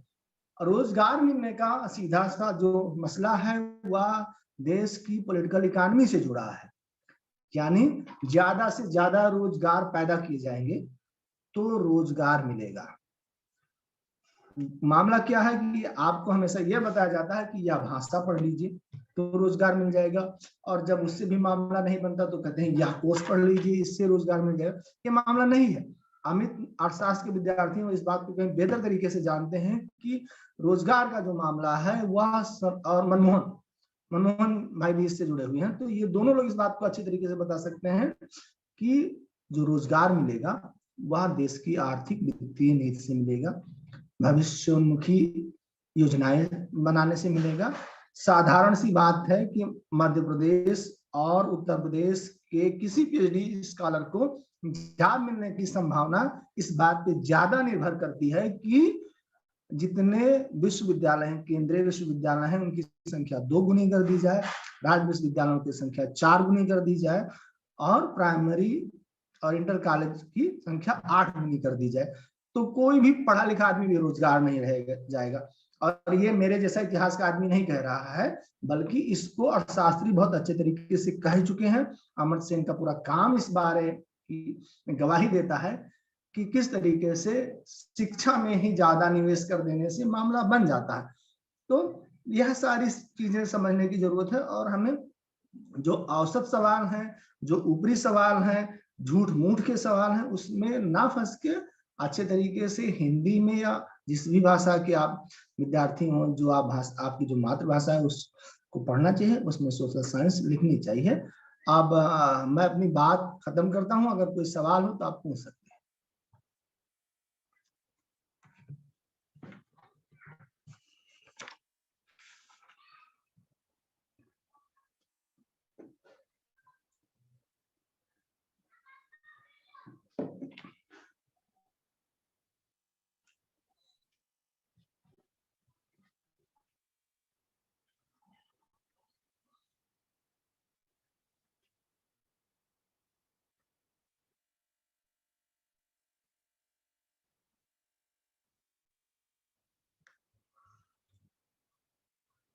अरे भाई, कहाँ पीयूष?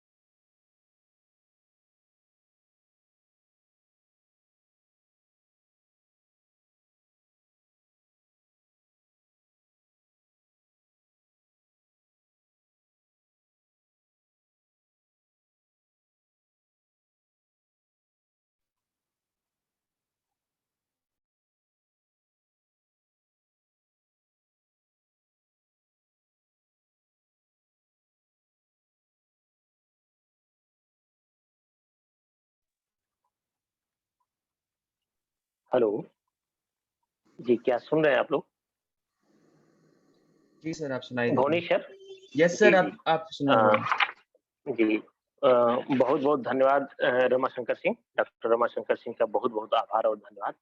सर, आपने अपने व्याख्यान में को इतना साधारण भाषा में समझाया कि मुझे लगता है सभी वक्ताओं को समझ में आया होगा। सर, आपने जो अपने व्याख्यान में कहने की बात व्याख्यान में जो बताया उसका कुछ मैं थोड़ा-सा सार बताऊँ, तो जैसा आपने कहा कि ज्ञान का संबंध भाषा से ज़्यादा चिंतन से होता है। आपने यहीं से शुरुआत किया था। वास्तव में किसी भी भाषा को जानने के लिए उसका चिंतन करना होता है और हिंदी ऐसी भाषा है जो हमारे भारत के लिए कम से कम भारत देश के लिए जिसकी ज़्यादा से ज़्यादा जनसंख्या हिंदी बोलती है, वह चिंतन का विषय है ही। दूसरा आपने बताया कि जितनी भी राजनीतिक लड़ाइयाँ या आंदोलन हुए, वो सब हिंदी भाषा में ही हुए। ऐसा नहीं कि किसी भाषा विशेष से प्रभावित रहा, कि अंग्रेजी भाषा का आंदोलन था या संस्कृत भाषा का आंदोलन था। सभी कहीं न कहीं हिंदी भाषा से जुड़े रहे। आपने उसमें यह भी बताया कि जो उन आंदोलनों में नारों का प्रयोग किया गया, भाषाओं का प्रयोग किया गया, वह सब हिंदी में ही प्रयोग किया गया। चिपको आंदोलन का आपने उदाहरण दिया।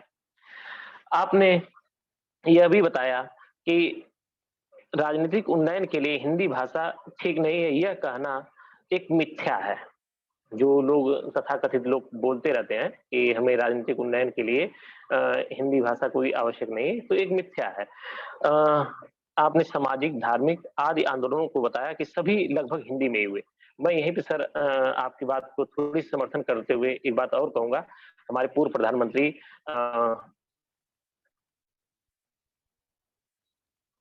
हमारे पूर्व प्रधानमंत्री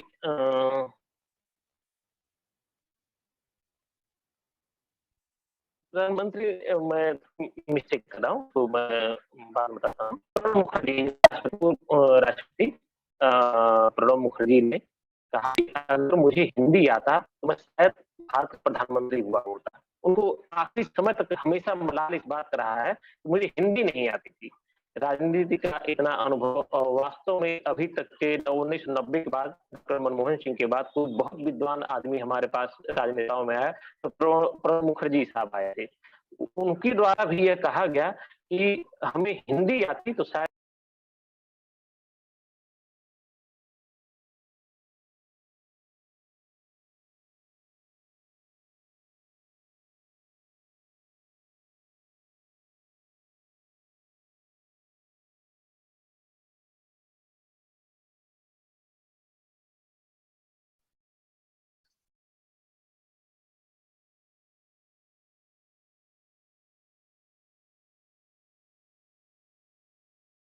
मनमोहन सर, आप हमें सुन पा रहे हैं?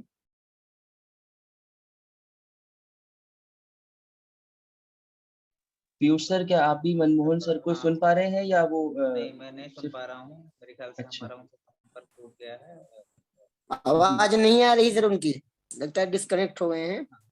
तो पीयूष सर, आप इसको इसको आप आगे बढ़ाइए और हमारे साथ करके जो कल दो वक्ता बोलेंगे वो भी माननीय वक्ता हमारे साथ आ गए। मनमोहन सर आ गए हमारे साथ। हाँ, मनमोहन सर, अपने आप को अनम्यूट कर लीजिए प्लीज।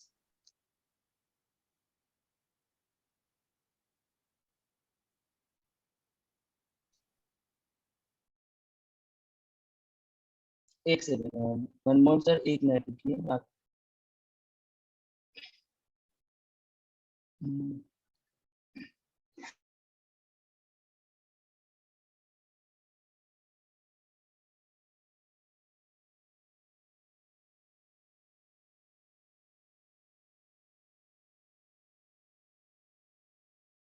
अब आप अपने आप को अनम्यूट कर सकते हैं मनमोहन सर, प्लीज कर लीजिए, अनम्यूट कर लीजिए।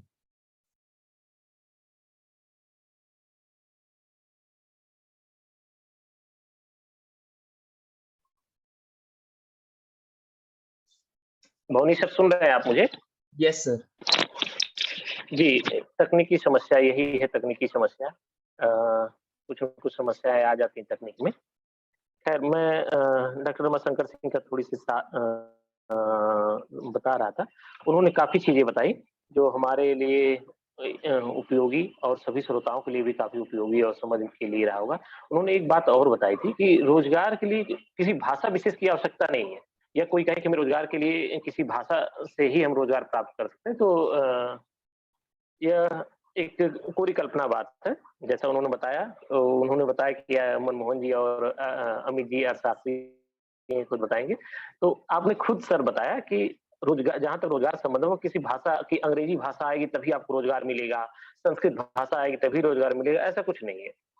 रोजगार के लिए आर्थिक सुधार की आवश्यकता होती है, भाषा मायने नहीं रखता। आप अगर रोजगार के मामले में देखेंगे, चाइना इस समय वहाँ के लगभग सभी लोग रोजगार प्राप्त किए हुए हैं, वो अंग्रेजी भाषा को नहीं महत्व देता, वो अपनी चाइनीज भाषा को महत्व देता है। मैंडारिन भाषा से ही आज पूरे विश्व में बहुत तेजी से विकसित हो रहा है। तो सब मिला जुला के डॉक्टर रमाशंकर सिंह ने हिंदी में सामाजिक विज्ञान अनुसंधान, अवसर, चुनौतियां एवं निवारण के संबंध में काफी अच्छा अपना वक्तव्य दिया। मैं इसके लिए डॉक्टर रमाशंकर सिंह को बहुत बहुत धन्यवाद देता हूं। मैं अब मंच का संचालन करने के लिए डॉक्टर भवनीश सिंह भत्रा जी को आमंत्रित करना चाहूंगा। Doctor Bhavnish Singh Bhatra ji. Thank you very much Manmohan sir.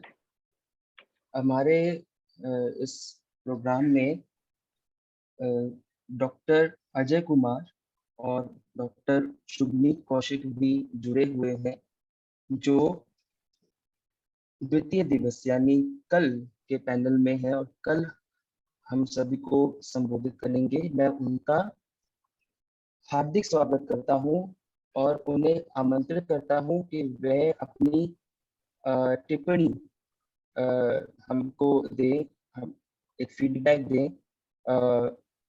सबसे पहले डॉक्टर अजय कुमार सर, मैं आपको आमंत्रित करता हूं, प्लीज आइए।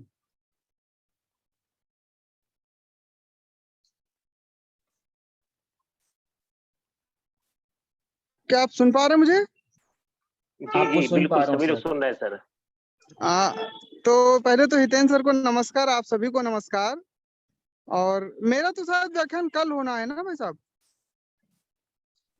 यस सर, पर आप अपनी छोटी सी टिप्पणी दे, आप आए हैं आज के प्रोग्राम में भी हमारे साथ जुड़े हैं।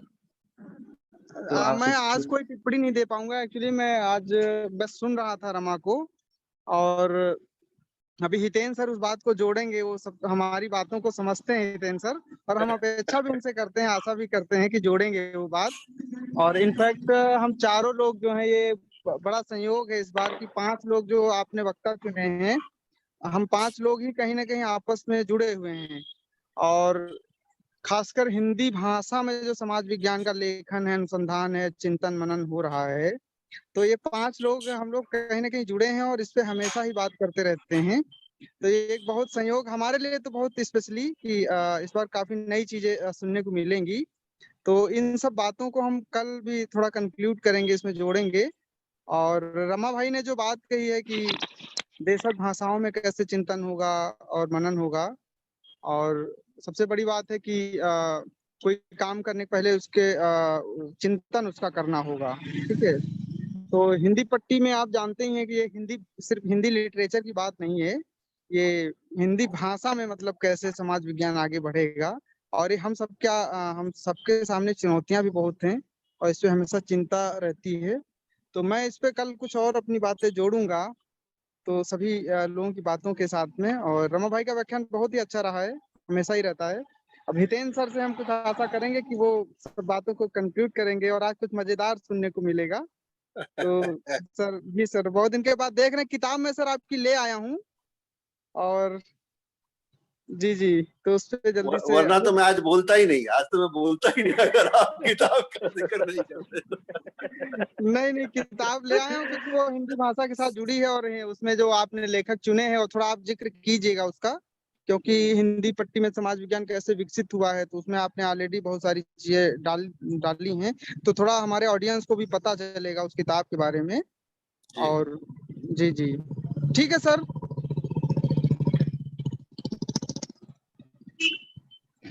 मनमोहन जी सुन रहे हैं आप मुझे? सर को जी जी जी, बहुत धन्यवाद सर, बहुत धन्यवाद सर। चूंकि आप उपस्थित थे तो ये हुआ कि आपका एक छोटा सा स्वागत और आपका इंट्रोडक्शन करा दिया जाए। हाँ, थोड़ा माफी चाहते थे इसलिए हमारे बीच में कल के 2 वक्ता हैं हमारे बीच में। डॉक्टर अजय जी, कुमार, जी, जी। आप असिस्टेंट प्रोफेसर समाज शास्त्र के हैं, Ambedkar school of social sciences, Baba Saheb Bhimrao Ambedkar विश्वविद्यालय लखनऊ में हैं आप। हिंदी में आपके विचार है हिंदी में समाज विज्ञान लेखन, प्रकाशन एवं ज्ञान की निर्मिति। आपका व्याख्यान कल होगा। और दूसरे जी, हमारे जी। एक वक्ता कल के हैं जो हमारे बीच में हैं, उनका भी थोड़ी सी मैं परिचय करा दूं। डॉक्टर शुभनीत कौशिक, आप असिस्टेंट प्रोफेसर इतिहास विभाग में हैं, सतीश चंद्र कॉलेज बलिया में। आप उत्तर भारत के पुस्तकालय और अभिलेखागार में अपना व्याख्यान प्रस्तुत करेंगे। सर, मैं आप सभी लोगों को सादर धन्यवाद और प्रणाम करता हूं कि आप लोग आज के भी सेमिनार में उपस्थित हुए हैं। अब मैं बोनी सिंह बत्रा सर को फिर से बुलाना चाहूंगा ताकि हमारे अगले वक्ता को आप आमंत्रित करते हैं। डॉक्टर बोनी सिंह बत्रा साहब।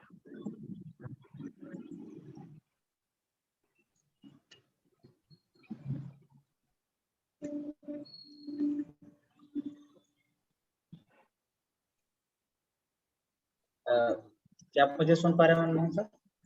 जी जी जी बिल्कुल।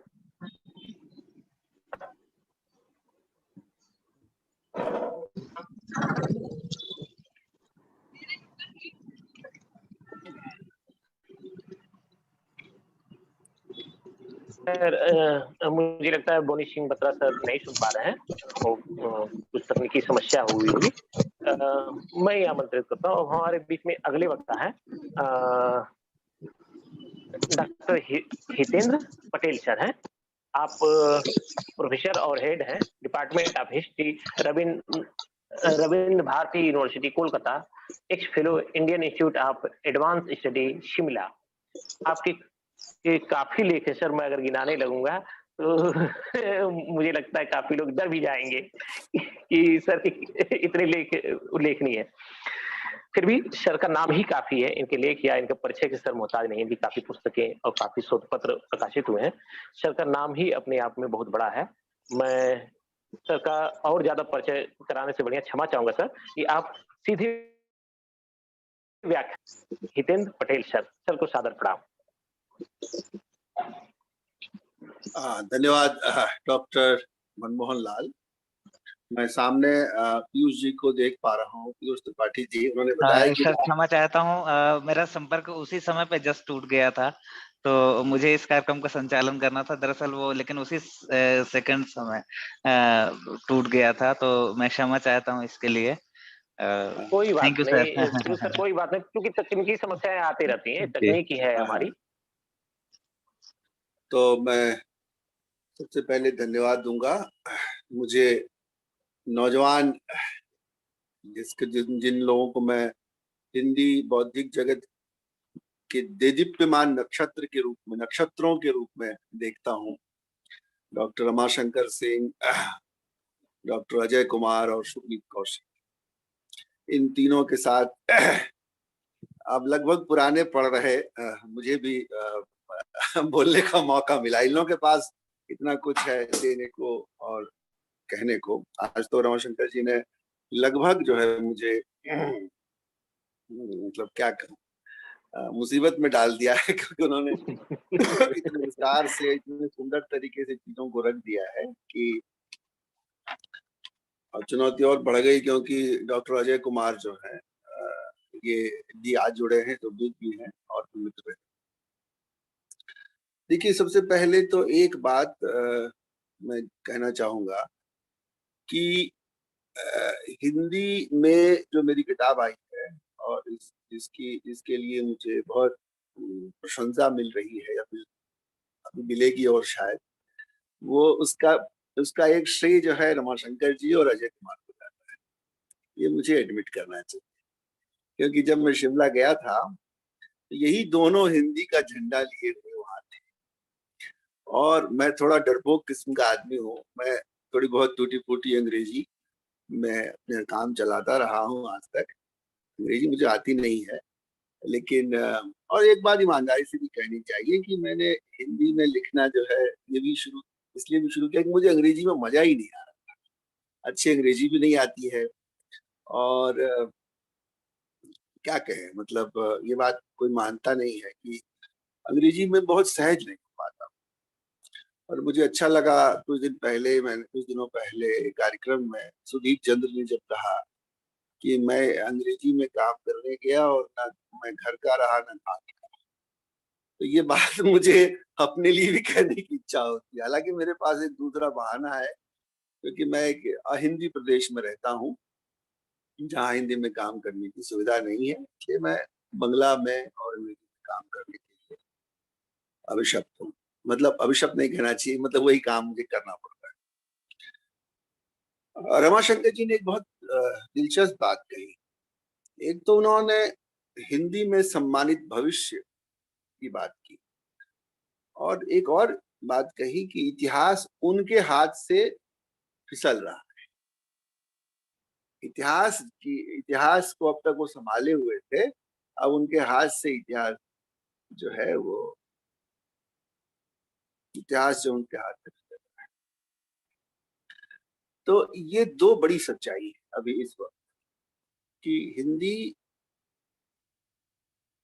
अब अंग्रेजी को अपदस्थ कर चुकी है। अब मैं इस बात को जब कहता हूं तो लोगों को लगता है कि ये थोड़ा अति उत्साह में कही गई बात है। अंग्रेजी अभी भी छाई हुई है, लेकिन दरअसल अंग्रेजी छाई हुई नहीं है, और हिंदी का अब अंग्रेजी से कोई मुकाबला भी नहीं। हिंदी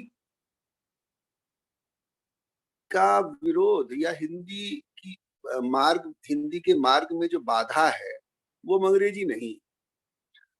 अब अंग्रेजी जैसी हिंदी हमारे लिए बाधा है।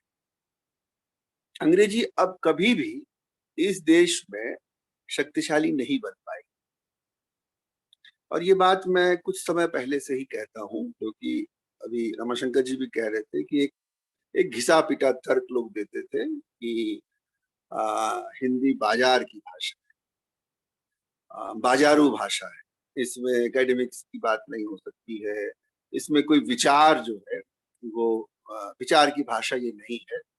और बहुत सारे विद्वान लोग जो है उनको मैंने कहते सुना है कि मैं कविता कहानी हिंदी में लिख सकता हूँ, पढ़ सकता हूँ, लेकिन विचार मैं अंग्रेजी में ही व्यक्त कर सकता हूँ। और ऐसा कहते हुए उनकी गर्दन थोड़ी टेढ़ी हो जाती। और ये जो एक स्पेशल किस्म का इन्फिनिटी कॉम्प्लेक्स है जो हिंदी प्रदेश की मिट्टी से निकलकर मेट्रोपॉलिटन स्पेस में आए हैं, उनकी जो इनका जो ये कॉम्प्लेक्स है, इसने बड़ा नुकसान पहुंचाया है। वो जैसे ही अंग्रेजी सीख जाते हैं, अंग्रेजों के भी से भी बड़े अंग्रेज। और ये क्यों होता है, कभी कभी मैं जानने की बड़ी इच्छा होती है कि इस तरह का पूरे भारत में मैं घूमता हूँ, कहीं किसी भाषा में अंग्रेजी जानने के बाद इस तरह से कूदने वाले विद्वान मुझे नहीं मिलते। हिंदी में ही ऐसे विद्वान मिलते हैं जो अंग्रेजी जानते ही एकदम इसको हिंदी में हम लोग कहते हैं कूदने लगते हैं, कुदकने लगते हैं मैं अपनी अपनी अपनी भाषा। मतलब मैं बहुत परेशान होता हूँ उनकी इस कुंठा को देखकर। अभी रमाशंकर जी जिक्र कर रहे थे कि क्या ऐसा है कि हिंदी में कोई ज्ञान उत्पादन का कोई साहित्य नहीं था कभी। उन्होंने 20 से 60 के समय का जिक्र किया, बहुत सही जिक्र किया। मैंने इस विषय पर थोड़ा सा सोचा है, इसलिए मैं आपसे कह सकता हूँ कि ये बहुत बड़ा दुष्प्रचार है लोगों के बीच में कि हिंदी में ज्ञान उत्पादन जो है वो नहीं हुआ है। इस बात को ऐसा क्यों हुआ कि हम लोग आज उनको याद नहीं कर पाते हैं या उस कड़ी से अपने को जोड़ नहीं पाते हैं? तो उसके लिए प्रधान रूप से जिसको मैं रेखांकित करना चाहूंगा, बहुत सारी बातें रमाशंकर जी ने कह दी, कुछ बातें कल जोड़ेंगे अजय और शुभनीत। मुझे लगता है कि जो एकेडमिक इंट्रूजन हुआ है, जो एकेडमिक तथाकथित एकेडमिक जो ज्ञान है, एकेडमिक ज्ञान का क्या अनुवाद किया जाए, तो इसका एक अनुवाद जो है नामवर जी ने कभी किया था, प्रोफेसरी ज्ञान। ये जो प्रोफेसरी ज्ञान है, इसने एक खास किस्म की भाषा को जन्म दिया।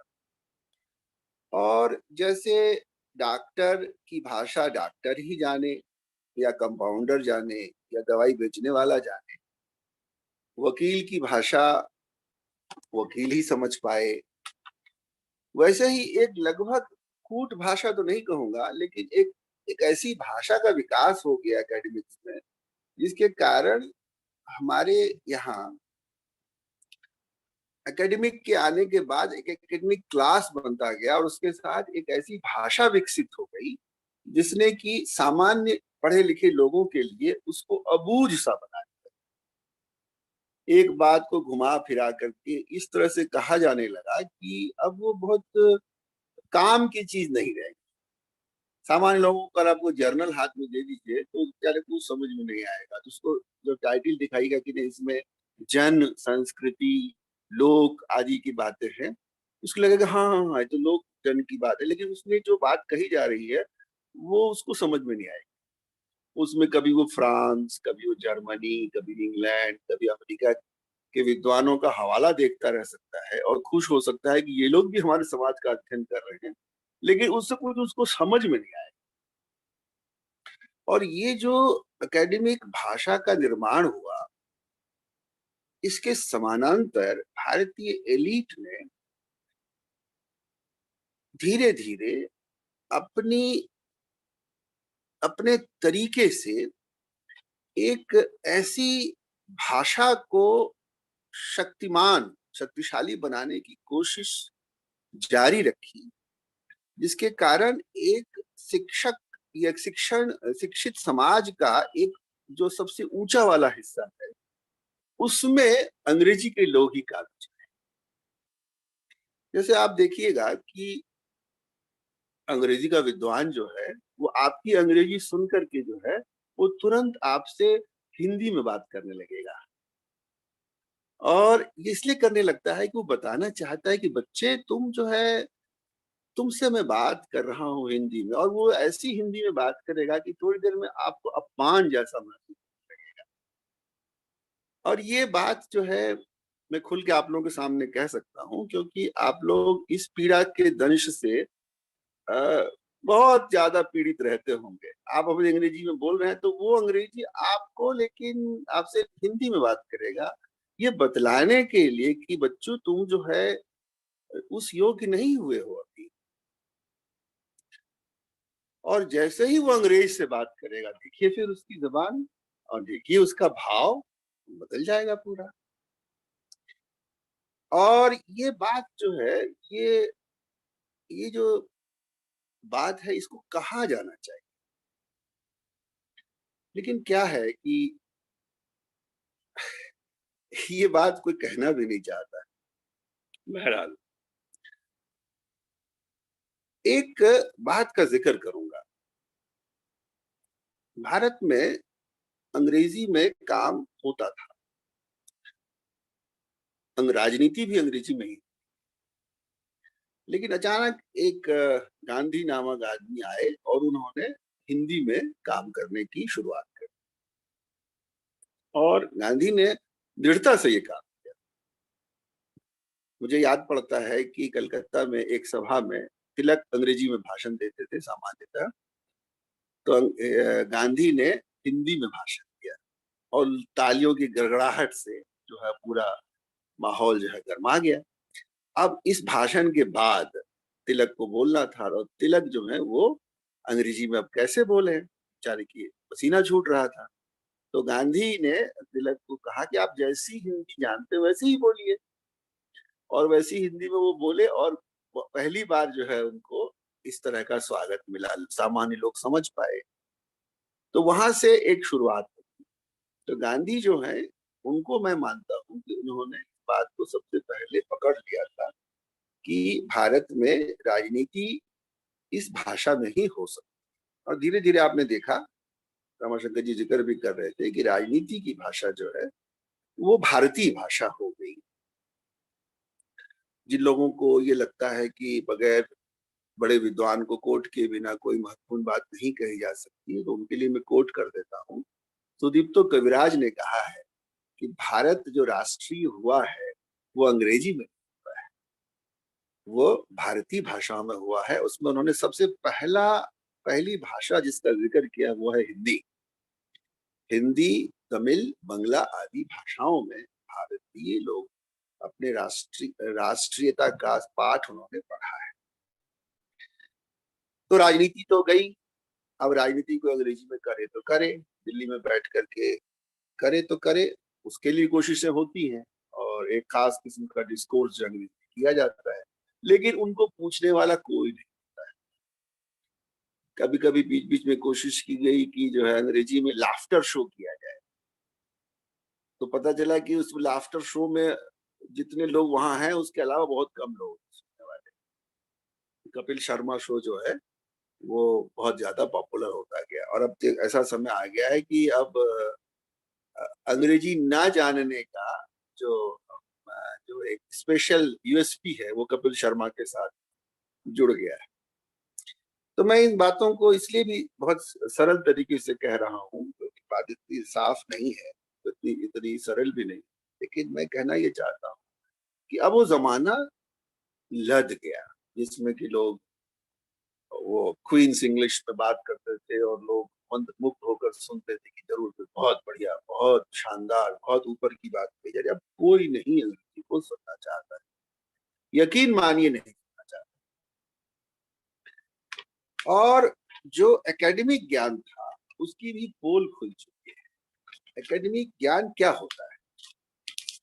जो एकेडमिशियन के द्वारा तैयार किया गया, फेलो एकेडमिशियंस के द्वारा समझा जाने वाला और उनके द्वारा अपने सीमित क्षेत्र में जो ज्ञान फैलता है उसको एकेडमिक ज्ञान कहा जाता है।